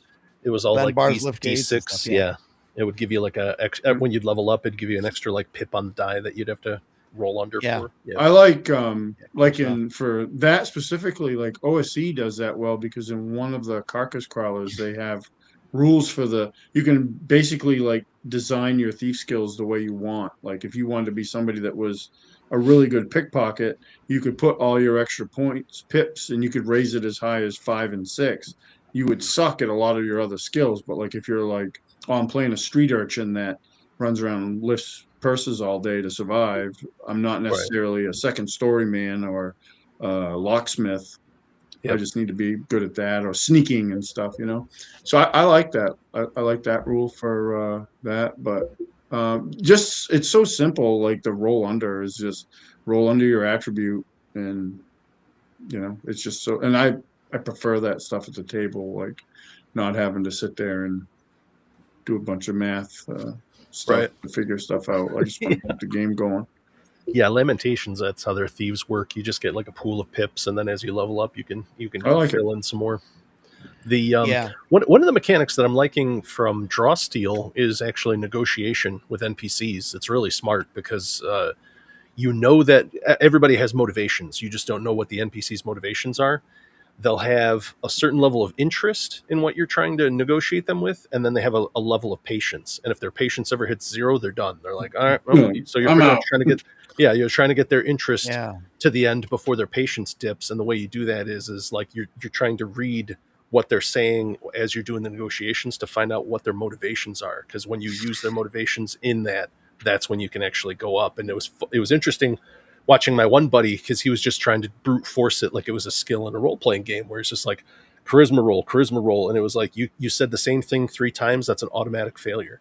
And the guy was just like, you're wasting my time, and he got up and left. And he was like, what the fuck? And then we went over the rules, and it's like, yeah, you have to sit there, talk to them, find out what they want, offer to give them what they want, because that's how negotiation works, you know. And it slowly builds up to the success. And for a game that's pretty much a combat skirmish, I was like, wow, it's a sharp negotiation game. That's, you know, or system that they had in it. But you know. I might be playing that Friday on a one shot. So yeah, let me know what you think. I will. Yeah, my friend offered it, and I was like, yeah, I'll play. I looked at the books after you and I were going back and forth in Bloodworth stream the other day, and I was at the game store, and they had the books on display. So I was like, I mean, I don't need another new system, but my friend that runs the game store wants to run it, so I was like, yeah, I'll play. Yeah, it's weird now though, seeing like, because I'm getting on Facebook ads for one that's kind of like an anime type of game that's based on that system, and then I saw that there's one called Heart of Cthulhu. And I read and I was like, what is this? And it said compatible with Daggerheart. And I was like, we're having systems based on I think I saw that. I was like, we're having games based on these systems now? That's kind of interesting, especially since Daggerheart's nigh unplayable. But so there's a buddy of mine, Ken. I don't know if you remember seeing Ken on the stream. He runs on Tuesdays, so it's rare that he can pop in. Oh, he does Chiselheart, right? Chiselheart. That's what I was going to say. Yeah, he's doing that. Which is interesting. So, and he's running, I think, 4 games of that at CNY, and he runs online and all of that. And he's trying to like OSRify, I guess. I don't even know if that's It's a verb now, right? Honestly, like I said, to me now it's just a marketing term. I don't even know what it means. People bring it up. It is. It's I don't even like the term like OSR, and like originally it was like, oh, okay, we're bringing all this stuff back, but like anything beyond that, it's like it's just a muddied mix of stuff. So like, who knows what it, you know what I mean? Like there's no real hard definition. Like you said, it's just like, oh, if you make a game, slap like the OSR thing on there, and you'll get, you know, Roger will back it on Kickstarter. What, you know what I mean? You'll get a handful of people that'll be like, oh yeah, OSR, yeah. You know what I mean? I mean, I got that's like OSR. And it's like the Borgs. You just put it in there and be like, cat Borg. There we go. I'm just looking around my room here. Lamp Borg. You know, Office just like, Borg. you just got to put compatible with Mork Borg. And Roger, I'm going to have a whole crap ton of OSR compatible terrain at my booth. Really? You should come by. That's awesome. I'll have some OSR miniatures you should have a sign, Mike. You should have a sign. All our terrain is fully compatible OSR with compatible 5e and OSR. 5e and OSR. You should say that. You've got a 3D printer. Get a sign for you and Stan set up that just says OSR certified. Doesn't mean anything. It's just OSR certified. You'll be like, oh, this stuff's gotta be good. It's anointed. This has got to be good shit. I'll have like three castles next to each other. This one's 5e. This one's this is 5e castle. It's all the same castle. This is the 5e version. Yes, the 5e version of the castle. This is the the 5e version of the castle has got to have wheelchair ramps, right? No, that's right. No ladders or steps. The 5e one, I'm just going to paint it pink. I remember thinking that, when somebody was bringing that up, I was like, what's there now? And they're like, oh yeah, there's magical wheelchairs. And I was like, magical nothing. I'm going to write a module that's a lot of ramps it was a lot of stairs and just cliffs, sheer cliffs. So you're going to have to rope climb up. There was I don't know. I don't remember where it was, if it was on Twitter or where it was. There was some thread about combat wheelchair nonsense. And I don't go on Twitter anymore just because I found out I was just there to try to stir the pot with everybody. So I was just like, all right, I give up on this. I don't need this. But every time people would bring up the combat wheelchair, I was like, okay, I got to post this. And it would be the picture. It would be a GIF from Big Trouble in Little China when he's in the wheelchair and he goes down the ramp and he's like, ah. I'm like, yeah, this is how it would work in a dungeon. Yeah. Here's your ramp right to the well. Oh, man. Where you're going to die. The Digger Heart. I can't say that. He'll show up. He'll show up in the chat now. Yeah, you only said it twice. Don't say it the third time. Right. It's like oh my God. It's like Candyman, yeah. Candyman, yeah, don't say it 3 times. I want him to show up in the chat so I can invite him to CNY. Oh my God. Yeah. Just so it's a short trip from Halifax or whatever. You'll be right there. Shows up and him and Double D get into a fight. Nerd think about how many people come next year.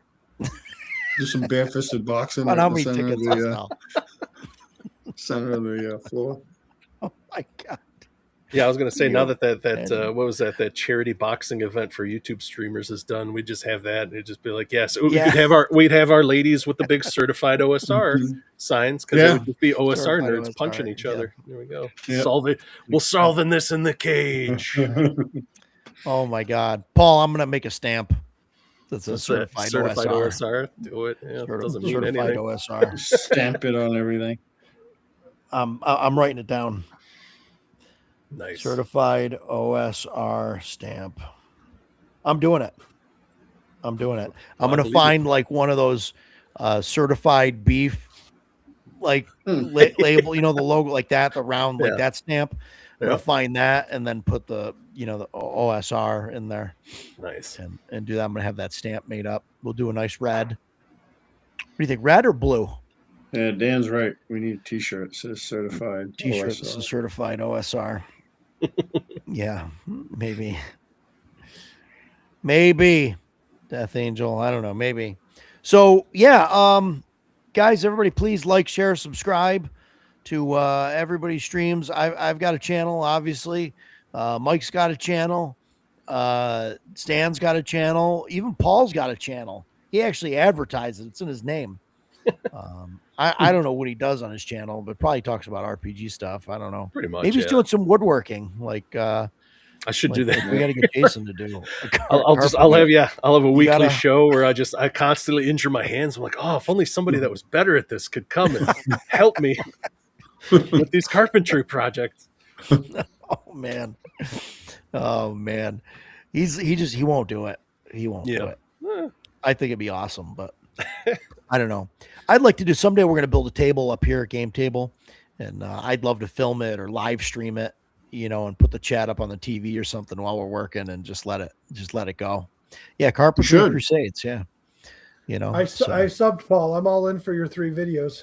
Woo! Yeah, It started off slow. It started off with the Shadow and Sons was like, let's do everybody's top 10 RPGs, and I was like, you know what? That's actually a good idea because it forces you to boil it down and think. Hey, I got more on mine. So there you go. They're all mine. They're all restreams. Yeah, I was gonna say No, it's awesome. So it's funny because I have another YouTube channel that's loaded up with like arcade stuff and video games clips and all kinds of stuff. But sure, my Thunderstruck account has nothing on it. Yeah, I'll have to. Has climbed a little bit, Roger. What's that? Your subscriber count has climbed. What are we at? Did we hit 200? Oh my god! Not yet. We're playing ponies yet or no? Getting there. No. They had to hit it within 2 weeks. Oh really? Yeah. That was the pact. Yeah, we are not playing any. What is that? Equestria. Yeah. Well, I mean, let me see here. Paul, I wanted to point something out. Yeah, what's up? When you were talking about that, the Dark Space book and how small it is for $75. Yep. This thing cost me $38 to print. Yeah, isn't it? And it's probably 500. It's 508 pages. Yeah. That's the other thing you got to watch out for now. A lot of people are just like, I'm just gonna fire hose out this Shadow Dark stuff because that's the hotness and try to make some money. And you're like, unless your name is Chubby Funster, you're probably not putting as much work into it that people think you are. So yeah, and I know he's putting like a lot of work into his stuff, and I've seen a lot of stuff out there. Maybe I've bought some of it. That's not that great. Like, and it advertises as being, but I don't. I mean, there's definitely a line with that stuff, right? Like the Shadow Dark stuff, you don't want it to be too much. Like if it's too much, like, but also there's a line of like the other way of like, okay, you can't do anything with this. This is just like class modifications or whatever. And, like there's no, if you don't put a setting in or at least, some implied stuff, like, I don't know, people don't want to, it's not worth it anymore, Well, that's why, Greg was bringing up, he was putting in the caravan rules and all that other stuff into his Dark Sun reworking. Yeah. And I was like, man, just make, you got to put Shadow Dark on it because it's going to sell. But honestly, like, I think it was, who was it? It was Full Metal Dragon was in the chat. I think maybe it was on Bear's channel, and they were just saying, wouldn't it be great to just have Dark Sun with its own system? And I was like, oh my God, that would be awesome. Because it's like, just get it away from D&D. You're not dungeon delving, you're surviving on this post magic apocalypse wasteland, and it'd just be cool. Right. I like the caravan idea. I like just going around doing stuff like that. That'd be really cool. Yeah, and I trust Chubby to do it. I mean, I think he's and I mean, I don't think it's a terrible thing to be tied to Shadow Dark, but yeah, I mean, definitely its own system with its own kind of rules for that stuff, I think would be the best. Yeah. Hands down. Focusing on psionics, because that was the big thing in Dark Sun. But the problem is D&D players just had 90% of them had just a allergic reaction to psionics. They hated it. They're Jedi. Bleh. It's like there's very low magic. There's a lot of psionics, and you focus on that and make it interesting, because psionics, along with the bards for AD&D, were tacked on at the end. You could feel it. Yeah, they were. Yeah, absolutely. Totally. Yeah. So absolutely. Yeah, it's interesting, to see some of that, stuff in it that doesn't get, proper treatment or whatever. I mean, I'm glad that Chubby's doing something with it. Right. I mean, Wizards, I don't know if they're ever gonna, If do they it. do, they'll I ruin know it. I know there's another group. There's a group out there that have been doing it in 5e. I keep seeing it advertised. They've been running something for like years now online. We're gonna our game master that was running Ravenloft, we're switching to Dark Sun when his turn comes up again. So we're gonna play second edition Dark Sun. Yeah, which is awesome. He's not writing second edition. That's cool. He's a big fan of strong settings, huh? That's what it seems like. Yeah, yeah. We talked about it. We finished the Ravenloft adventure, and he's like, "Do you guys want to do something different?" And we were like, "We can do anything. Like we'll stick with Ravenloft." He's and he's like, then he threw out Dark Sun, and I've always wanted to play it. I've collected this stuff. I've never played it, and I'm like, "Oh fuck yeah, we're playing Dark Sun," and I'm going to be a half giant because if you really want to do something different. Oh, there you go. That's one. There it is. He's got the PDF. Yeah, he's got probably a handful of those books in his collection. Oh, yeah, boy. I'm sure he does. Yeah. Core rule book. Welcome to nobody gets just the PDF. Oh boy. Nobody gets just the PDF. Yeah, right. 338 pages for the. Oh no, the Essence system. Good luck. That's the same one they did G.I. Joe and Transformers. Yes. That is. It's a D20 system. Ish. Yeah. I don't think it's awful. I mean, I think they could have done a lot worse. It looks like a Smurf died on that page. Roger, I got something we could play. Oh, Mike's got one too. Here we go. Let's see what's Mike's got. There you go. Is it the Wendy's one? Yeah. Yeah. There you go. Oh, there you go. That's awesome. Yeah. I would rather play that. Let's play some Feast of Legends. Yeah. I heard people, I'm not sure if they were trying to be ironic, but they were like, you guys, this was actually really good. And it's the realm of Beef's Keep, Top Bun Mountains, Lake John Silver. Come on. I can't even take that seriously. I think I got the PDF. I don't think you're supposed to. Back when nerds had like a thing for it. I think it was like some 5e D&D stuff for it, where it was like if you send in the code for buying nerds to eat them the candies, you can get some, I would have liked to have gotten the Wendy's dice just to say I had them. What the hell? Arby's dice? Oh god. That's awesome. The Arby's Twitter for the longest time, man. One of the tweets they had, I tried looking for it. It was awesome. You could tell like this guy was a gamer who knew his stuff because it was he had an Orc war truck from 40K, and it was a GIF of it moving across the screen, and it was filled with curly fries. And they had a caption. They're like, "I better not drop any." And it was like, wow, that's a deep cut from back in the day where the Orc trucks didn't have a limit on them. You could put as many miniatures as you wanted into them, but any that fell while you moved it were dead instantly because they fell out of a moving truck. So I was like, that's awesome. Wow, that is they definitely have a gamer in there running their Twitter. Arby's had dice. They keep selling out because nerds are ridiculous. Because Roger buys them all. I only bought the one set. They're pretty cool set. I mean, it's they're metal. I would buy them just because they're neat.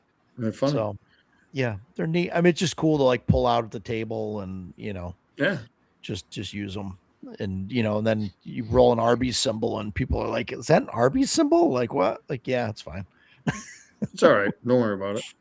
So, I was going to say non-combat RPGs. I'm not sure how combat resolution works in Amber, but I'm pretty sure Roger's got that on the shelf somewhere. So. Oof, I don't. You don't have Amber? I don't. I didn't like it. I think that might. Well, yeah. I mean, I figured. I did. Yeah. No, it was just weird. I don't know. What did we come up with? What did we come up that doesn't have combat? Dallas.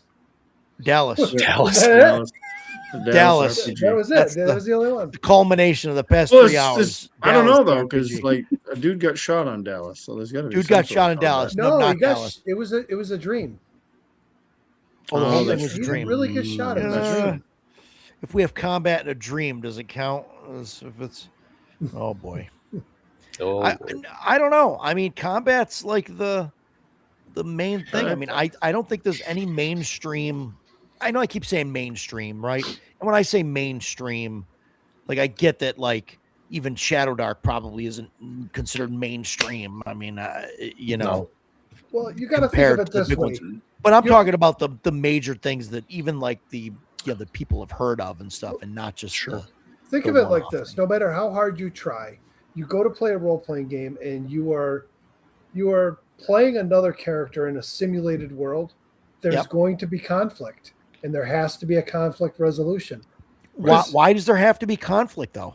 Why can't physical conflict? Because that's how the world works. I mean, not every day. I don't go out and get into a fight with somebody every day. There's conflict out in that world every day, Roger. Go to your local Walmart, you will. Yeah. No, I understand that, but why does role playing have to be about combat then? What else is why do we? What? So let me ask world building.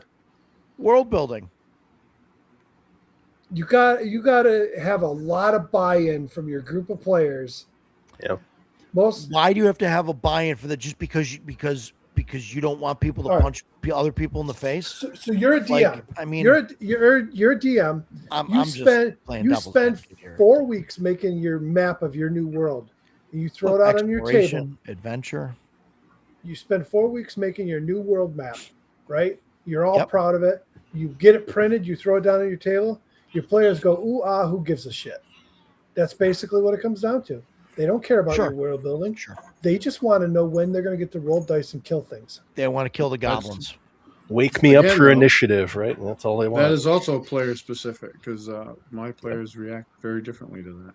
And that's why curating your table. I always tell people, like, whenever they ask for GM advice, I'm like, curate your table. What do you like to run? Find players that like to play that. Anybody who doesn't like to play that, you don't have to shun them or hate them. Just don't have them at your table. You know, suggest others. I think if I put the list of things together that I want to run in the game that I want to run and showed that list of people, no one would show up. I think Stan, I do think that if your table is filled with gamers that have as much buy-in as you, it's a unicorn, and do not let go, because that is not the norm. Oh yeah, I agree. I agree. Yeah, I'm pretty lucky. Listen, I'm actually really lucky. I'm very encouraged with all the drama I've had with these players over the last couple of years, that they're so excited about Delta Green and Call of Cthulhu. That's great. That's awesome. If that's cool. And I enjoy the setting, I enjoy the rules. I had fun running it. So if that's their buy-in and that's what's going to get them excited, that's what we'll play. I just want to note that I gave Shadow and Son a free badge for CNY to give away on his stream. Yep. And Off Grid Gamer won that badge, and he is coming to CNY. Nice. Rock and roll. Nice. Awesome. Nice. Yep. Off Grid Gamer, I will have a full selection of OSR compatible terrain. Yep. I have OSR compatible miniatures. But if you don't play OSR games, I'll have all other stuff too. Compatible with anything. Compatible with anything. Stan, you got to talk to Joe Block about miniatures and gaming and stuff. I talked to him last year at CNY, and his game is strictly 25 millimeter. And I was like, "Oh, that miniatures game that he's working." I was like, Joe, you can use 28 millimeter. It's close enough. No, I like Joe, but he's a bit of a snob about his minis. Can't do it. Can't do it. It's like 25. Only 25 millimeter. And I'm going to guess all of his minis are metal. And I'm like, I'm like, why can't you say this guy is just like 8 inches taller? Like, he's the mountain. It's like, no, it's not the right scale. Like, okay. Like, that's the hill. Like, if that's the hill he wants to die on, like, great. Like, that's more power to you. I wonder where he sources 25 millimeter metal. You can talk to him. At page 1. Oh yeah, Death Angel won a gift certificate from Emperor's Choice. Nice. At page 1, Joe had minis at his booth, but I don't think. Yeah, he did it the first ShireCon I went to, he sold miniatures at his booth. Yeah, I don't think I bought some. They were great. I don't know if they were big sellers because he stopped carrying them. Yeah, I was bummed because they were really cool. Like I bought this freaking badass Minotaur. I got a couple I haven't painted yet, but they were nice. I looked for him at CNY because he wasn't at the last ShireCon I was at, but I looked at him at CNY and he didn't have them. Without going around and counting them, but just like between the cabinet and boxes here, and I have a whole drawer system in my storage thing filled with minis. I've probably got 1,000 minis unpainted. Oh, that's a big pile of shame. I easily have. Well, it's a problem when you own these printers. You can just keep expanding your pile of shame. Yeah. Are they all OSR compatible or? They are all OSR compatible. Yeah. If they're not, I just make them OSR compatible. So there you go. I think combat's just the easiest challenge to come up with, especially if you're running it on a weekly and GM's like, I haven't had time, I had a lot of work. Okay, well, D&D itself has 3 monster manuals, and there are companies who are just like, here's Creature Codex 15, and you're like, oh boy, you just have them loaded on the shelf. And we haven't fought this yet. Here we go. For sure. I mean, it's an easy, like Paul's, you're spot on. Like, I mean, I know there's times like I've done that. Like, oh, I need something, and as long as it makes sense, I'll throw it in there. But so it can be a good filler. I mean, it's an exciting part of the game for most players. It's an exciting part of the game. Yeah, and then that's part of the buy-in too. Like when you're, when you sign up, when you read the 10 of here's what's the game is about. Like, you expect there to be combat and stuff. Like I wouldn't want to pull a switcheroo on people. I've heard of people doing that. Inviting people over for, Dungeons and Dragons, and then like, with the exception of people show up with their 5 ebooks and all of that, and then, he pulls out, basic fantasy or whatever. And it's people have done that. Like I've never done a bait and switch, like that. I mean, I've told people ahead of time, this is what I want to run. And, but it's interesting. It's interesting. So, I don't know. I don't know. Yeah, Death Angel says if he finds combat boring. Yeah, and I mean that was like part of the thing of like I was thinking about this. It was going on. The thing in my head sometimes spins, the hamster or whatever. He keeps running, and sometimes keeps me up late at night. But and I was just thinking like why is it always about conflict, like physical conflict, like all the time? And I get that we come from war gamers, right? Like that's where all this stuff does kind of come from. But even back then, like you look at David Wesleyan running his Brownsteins, like they were like a prelude to a war or whatever, a war game that was going to get played that never did. But like they were more about economic building than they were about actual fighting and all that stuff. And I mean there were like duels and things like that had happened, but they weren't, they could have happened without all that. And so I don't know, it just seems like you could run a game that's like that, but all these games are all designed, they all have fighting things on there. Like I just wonder what a game would look like if it didn't have weapons, like a weapon list, or whatever. I don't know. Just interesting. Yeah, Death Angel. Maybe it's because nerds want the opportunity to know what it's like to win a fight. Yeah. Could be. Yeah, they didn't back when they were in the in the late 70s or mid 70s when they got D&D rolling, they didn't have the benefit of having jiu-jitsu gyms on every corner pretty much. So right. Nerds these days can be a dangerous bunch. So there's a shitload of guys at my gym that play games. Like I've played games with them. Yeah, it was just an interesting topic to talk about. But maybe that's something interesting to do in the future, like to try it, try and run a game without any combat. I mean, I'm sure we've all had sessions like that, but I had one Sunday. But can you do like an entire story arc You know, like, could you go like 4 or 5 sessions or whatever? Like, could you, can you I've run never that? done that. Would the players like be okay with that, or would they be like, "What's going on here? We haven't stabbed any orcs this, in the past month. Like, what are we doing?" I think that kind of depends too. Like, I can't imagine, like, with not even my group now, but my other group, the guys that are big AD&D guys. I can't imagine playing multiple sessions without combat. There's some of those guys are just going to get bored with it. Even, it's like, no matter how good your story is, there's some guys that don't care. They just want combat. Whatever they just want to roll dice. Now I could say that, like, my guys this week flat out told me they loved it so much because it was all story. They got to really role play. It was much more relatable for them, because we can all say that we relate to, like, D&D, and I guess to a degree we do, but we base our knowledge off of movies and books and whatever else. Sure. You play a game like Call of Cthulhu, which of course you're going back in time, but or you play Delta Green, you could base a lot of your decisions just based off what you know of the real world. Sure.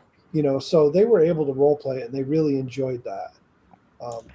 I could see playing those games, as long as the story's compelling and keeps them interested. I could see going sessions and sessions without combat. Yeah. I don't know. It might be interesting to try that, with the group. I don't know. Try Shadowdark without combat. Let me know how fun it is. Yeah. Oh, well, I was contemplating that. Like, I wonder if, like, what if we made it fun and said, like, told the players, like, they would get double XP from the treasure if they did it, if they, successfully retrieved it without, combat. Or something like that. Like, I mean, right, because that's how D&D works, right? Like, you give XP for what you want the players to do, right? Yeah. So, like, if you give XP and advancement for exploration and things like that, then people are going to want to do that, so that's what Death Agency is doing that now. He gives more XP for non-combat, solutions. So yeah, I mean, maybe that's the way to do it, right? Because, like, in Shadowdark, like in D&D, obviously it's more advantageous to kill all the monsters, because then you get the XP for the monsters and their treasure.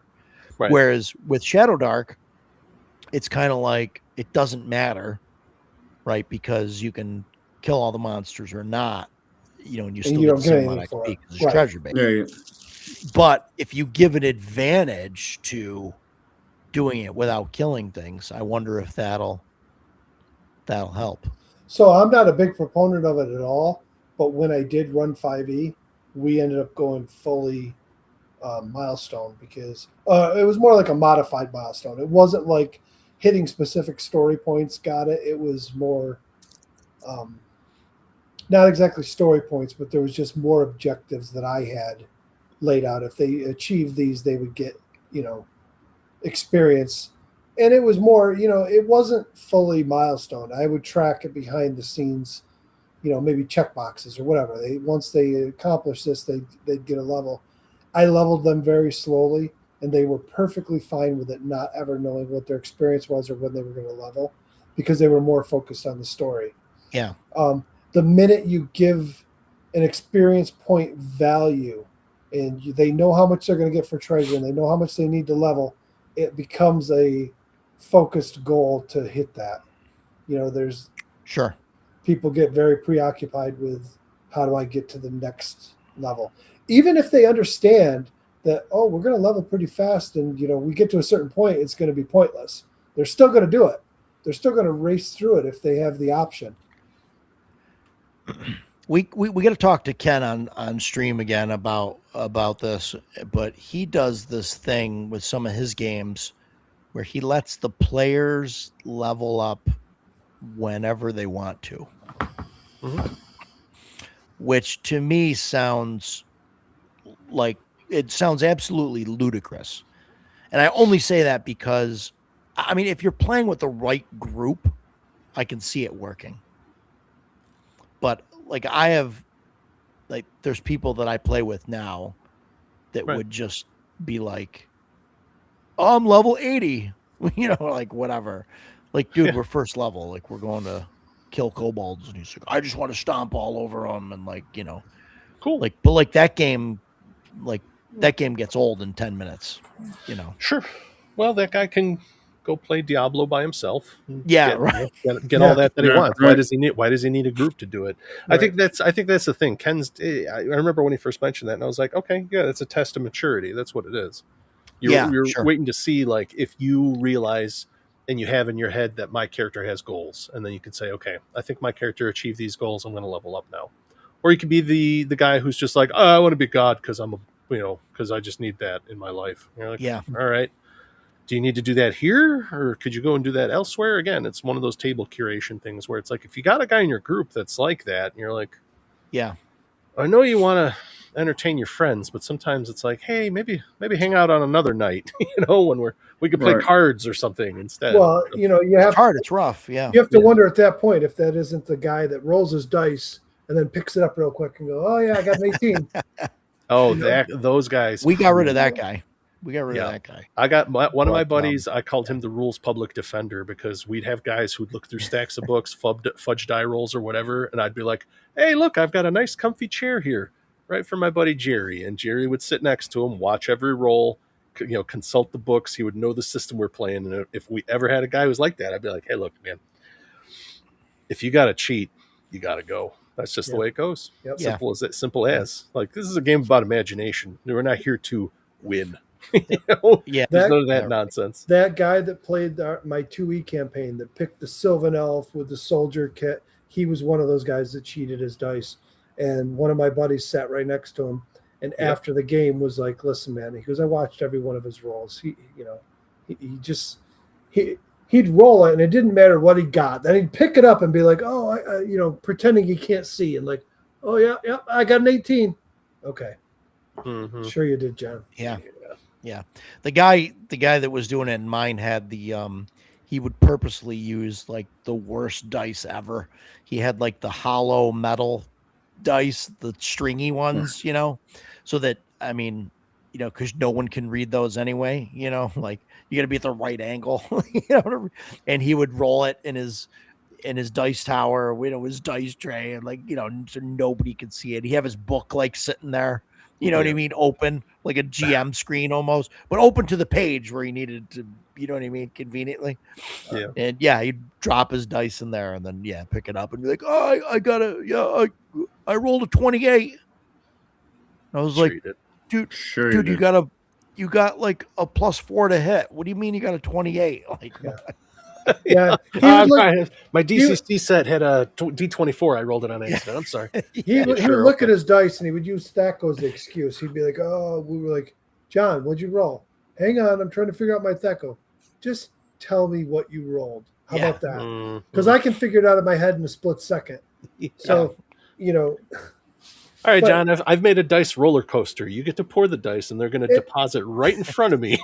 Right, and I'll tell you what you rolled. I hate the fact that I have a table of 50-year-old guys, and I had to tell people that, like, okay, from now on, I go, first of all, high contrast dice only. We got to all be able to see it.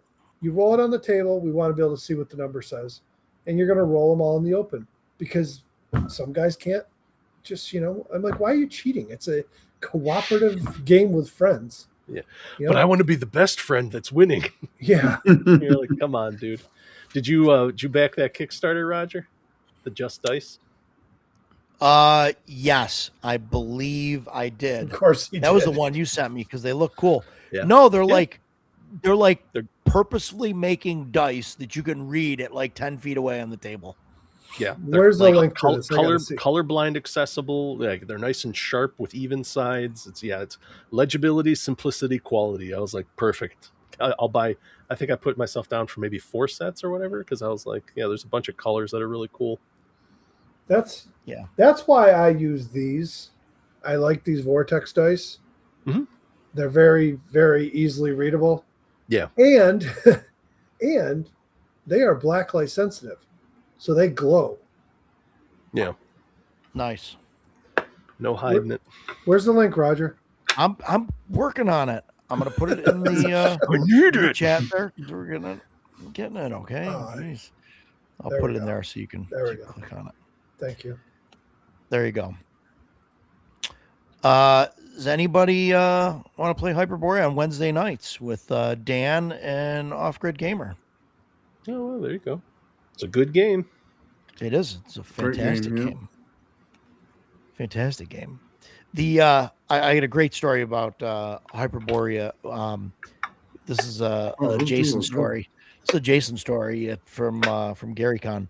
We played with this guy Adam, who was he ended up coming to CNY. It was pretty cool. He's from out west.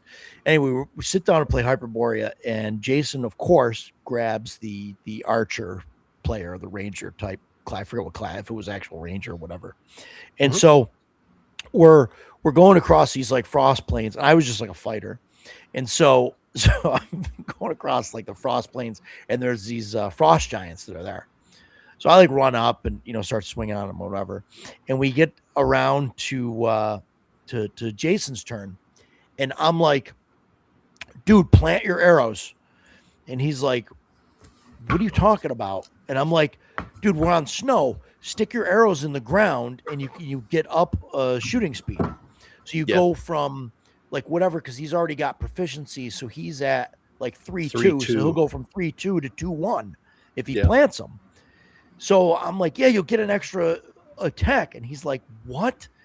And I'm like, "You just stick the arrows in the ground, dude, and you can fire." He's like, "How does that make me fire faster?" He's like, "It's faster coming from the thing." And I go, "Dude, it's a rule in the book. Just do it." Like, just look at the DM and say, "I plant my arrows." And he's like, "I guess I plant my arrows in the ground."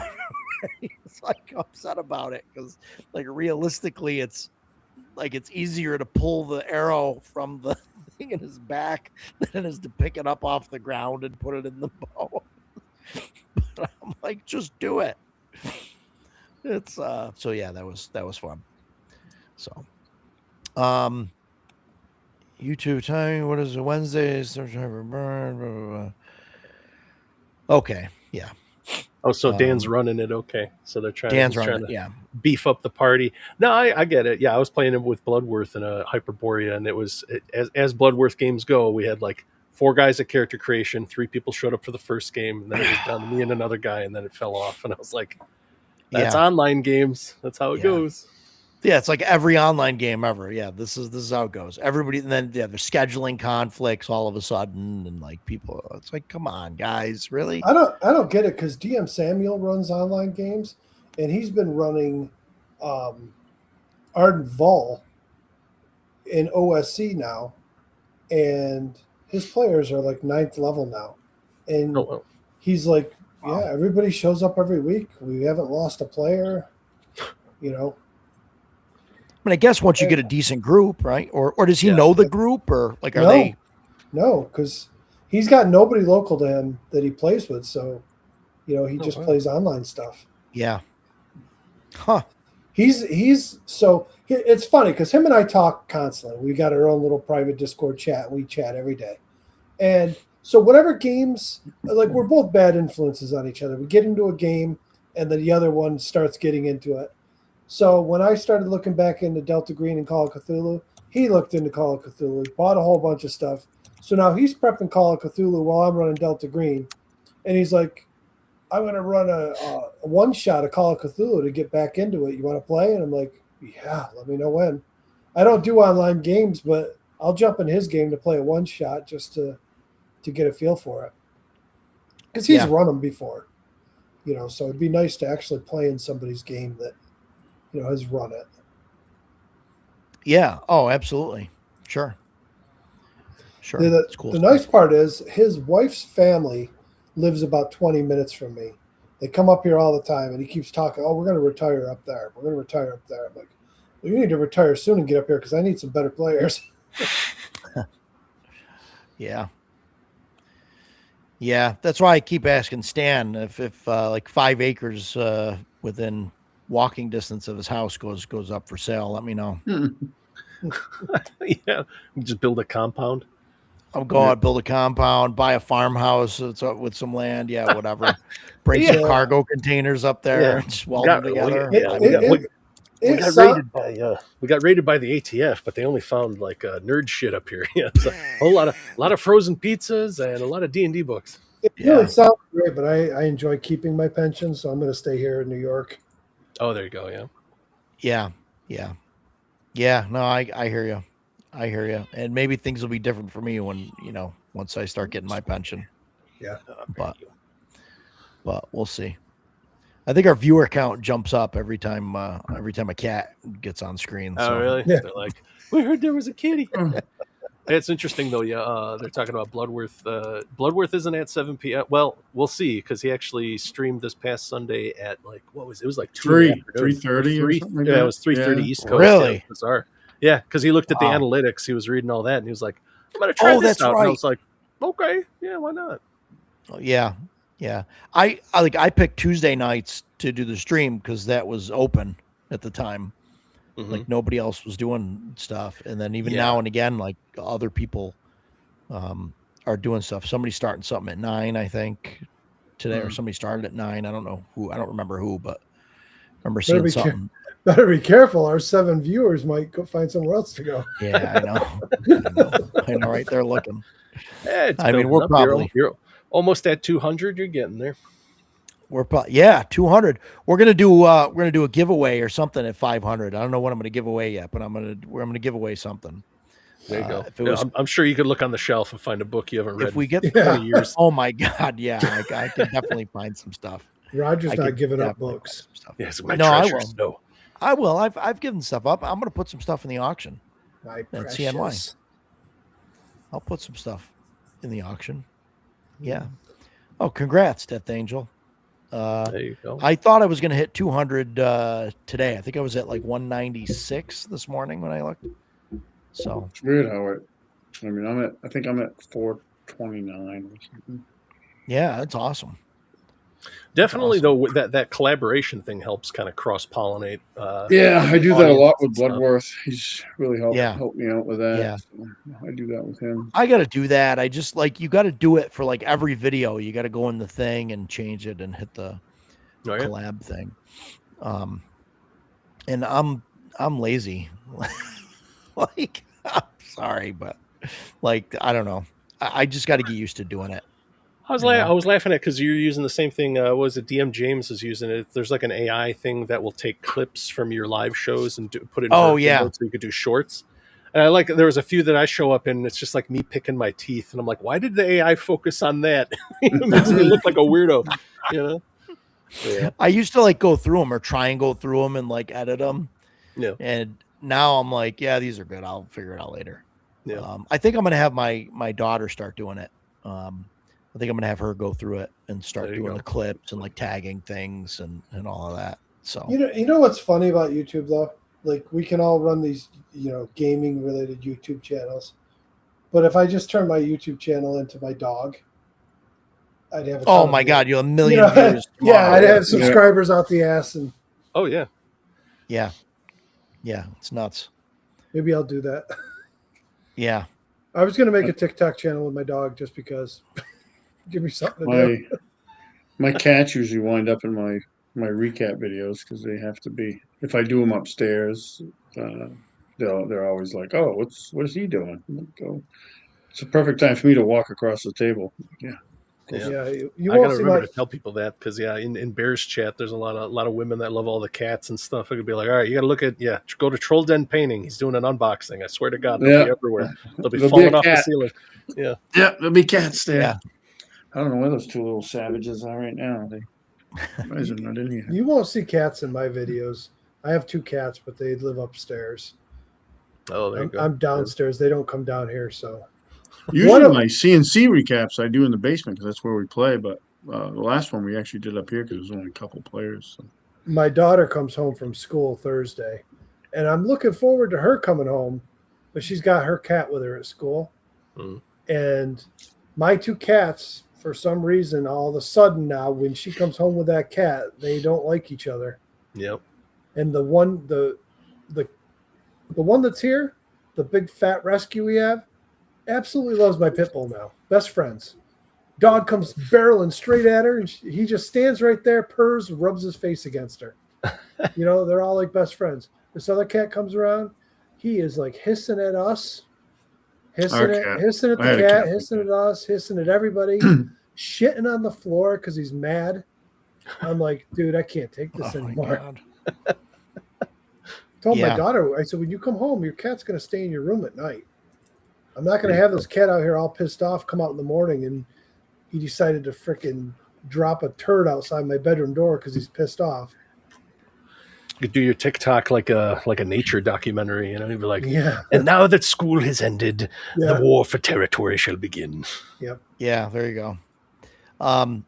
We had a cat that was we got a newer cat that doesn't like an older cat, and so she would keep her like from using the litter box and stuff, and that was like a challenge. So we ended up now we've got a bell collar on the the new cat, so like the other one can like hear her coming, and it's so ridiculous the stuff, but yeah, so dumb. Well, we're at 3 hours and 45 minutes, guys. What anything else to add about non-combat in games? We got anything else that we didn't cover? I don't know, but are there any cat and dog RPGs we can talk about? Sure. Yeah, they all have combat in them. Yeah, let's say Pugmire. I'm sure you're fighting like you're playing as knights, dog knights, or whatever like that. Yep. There's that one that I always see called Heckin' Good Doggos. So close to that 4 hours from now. Almost stuff. I guess we probably should have talked about like what kind of homebrew stuff did we come up with? Because most RPG games, they're like non-combat rules. What do you mean? So you have to kind of come up with like you said with Frank Menstner. I'm pretty sure that 2D6 system is just like he was like, I'm done with all the different versions. I'm just do this. It's nice and easy. My brain can grok this. That's it. That's it. But you can easily use like the charts, the like the morale charts or whatever, the 2D6. Like you could change that to anything. Yeah, but you would think that a guy that wrote some of those versions. Well, that's the thing. He probably realized, like when you write them, it's not really what you use because you're trying to sell books. So, like you think of Mongoose back in the early 2000s when third ed craze was going, and they're like, "All right, we just need a book that has the most powerful prestige class published, and we're going to sell like gangbusters until we make the next book that does it." Yeah. And they did that for like a decade. So that's why I always laugh at guys that are like, "Well, I'm playing it the way Gary intended." Yeah, you're not. You're playing it the way Gary was selling books, but that's not how Gary played it. Yeah. I don't know. I mean, like 2D6 has like a nice curve to it. It's not linear or whatever. So I mean, I think that's why, and that's what they used to use back in the day. Before there was all these other funky dice. Sure. So, I mean, I think it's easy to get a hold of. Yeah, if you've played Monopoly, you know what it's like. It's. Mm-hmm. Yeah, right. It's easy. 2D6, boom, you can add those together easy. Everything. It's just it's fantastic. That's why I like Powered by the Apocalypse stuff. 2D6, very simple. But we're done. No, I don't know about any of that stuff. Characters with motivation and all that. Give me combat. Yeah, I don't know. No, I didn't hate. I didn't absolutely hate Powered by the Apocalypse. I don't know. I think. This is a longer discussion that we'll have another time. I think this is one of those systems where I had a bad time with the GM. Oh, the GM was really bad. And which game were you playing? GM. We did Dungeon World. Oh, okay. Yeah. Stan, maybe you should run Call of Cthulhu at CNYCon since there isn't one. Yeah, there you go. And I've played in Monster of the Week games. Mm-hmm. And I didn't think it was that bad. No. Just played it.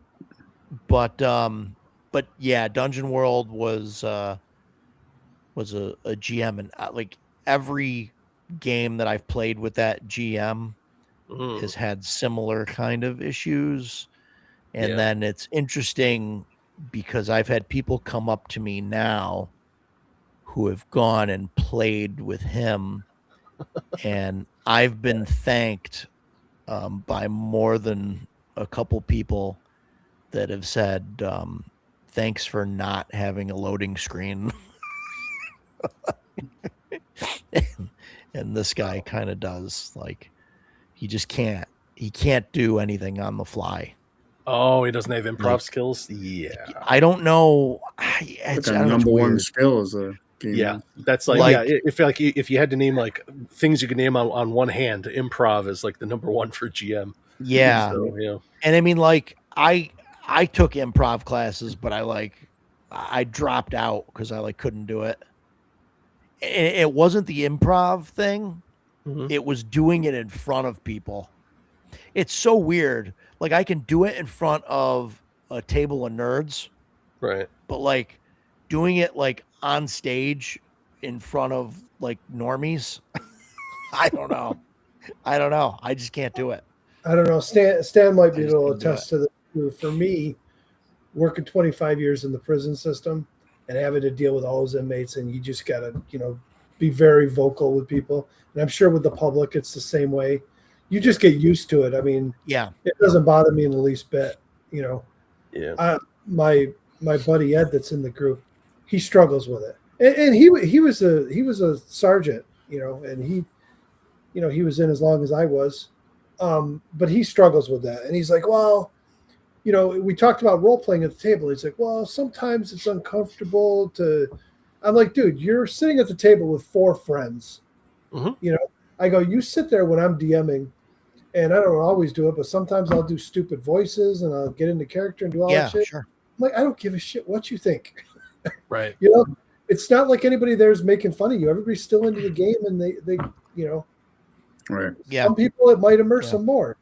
I've seen Ed when other people have tried to role play, he like rolled his eyes and everything else. He's embracing it all of a sudden. He's loving this. He's the one texting me like, this game is so much fun. I like it. And I'm like, wow, that's weird because it's like a heavy role play game, but he's really getting into it. Good. That's cool though. That's cool. Yeah. He kind of opened his shell up a little bit, but it's the benefits of switching systems. But he said he said to me, he goes, I'm not good at it. I've never been good at public speaking. I'm like, I don't think a role playing game table is really considered public speaking. Yeah. It's not like getting up in front of a crowd. It's just a bunch of friends. Yeah. We've all got a beer crack sitting on the table. We got food waiting for us. We're just sitting here having a good time on Sunday. Yeah. Be as stupid as you want. If we laugh, we're laughing with you, not at you. Or if we're laughing at you, it's because you did something fucking funny. It doesn't. It's not like we're not laughing at you to be mean. We're laughing because you did something. Sure. Right. You made us laugh. Yeah. That's fun too. It's part of it. Right. That's a good time. So yeah, I mean, on that note, we're close to 4 hours here. I don't know. Yeah, I mean, Paul, you mentioned like what house rules or whatever, things like that. I don't know, home rules. Like I don't know. Like I think I want to try the XP thing, like giving more XP for non-combat stuff, and see if that starts to steer the game towards doing that stuff. Not that I want a game that's all not combat, you know what I mean, but just to see if it's possible to do it, Right. Like I wonder how long that would last. Right. Yeah. And well, that's the thing with the fighter having things like Ben bars, lift gates, and other skills. He doesn't have to just keep fighting. It could just be where it's like, there's a lone sentry. It's not really a combat. If like me and the rogue, or if you have an assassin, whichever edition you're playing, can go and take him out before he sets off the alarm, then that, works towards us getting through this without, losing our XP bonus or whatever. But yeah, right. Sure. No, I think that'd be interesting. So I don't know, but I think I'm going to try it and see what happens. I mean, it seems like that's how it works. I didn't know. I heard all the talk about Arduin and stuff just because product was coming out, and that's really kind of what the talk was about. But from what I understand, Hargraves was like the first one who added XP for exploration, and I was like, I was born in the wrong decade. That's my kind of game. Yeah. Apparently, instead of combat and all that, it would be exploring the world that you're in, which is what I do naturally. So I think Dave did a lot of that cool stuff with Arduin, Yeah, I don't know. I'm excited to see what they come up with because they're doing their system, Arduin, Bloody Arduin. Right. I think they're doing play tests of a simplified version of it. I think it's CNY, so we'll see. Okay. But so it could be interesting. I don't know. Yeah, I'm excited to give it a go. Next week we got Brian Shutter coming on. We're going to talk about some Gonzo post-apocalyptic games. So very colorful stuff. He did. He did Neon Lords of the Waste, Toxic Wasteland. Yeah, cool stuff. So, so he's nearby. He's like an hour from me. So, oh wow, there you go. That's I run into him. He always has a booth over at Gamehole Con, and 1 year him and his partner that run the company for that were doing that. It was almost like a rollerball type miniatures game. Rollerblade, like, cool derby type of thing. I forget what he calls it. Yeah. He's got a banner for it. Yeah, that's cool. Yeah, that's cool stuff. Yeah, he's got some minis and stuff coming out, and yeah, it's gonna be cool. So, but he's gonna come on. He's gonna come on next Tuesday. Have him on and talk to him about Gonzo and whether we need more of it or not. Sure. So, but I guess that's that. I'm gonna fall over pretty soon. So, yeah, sounds good. So, guys, thanks everybody for coming. We'll see you guys next week, and we'll see you guys on the other side. So, take care, everybody. Bye. See y'all.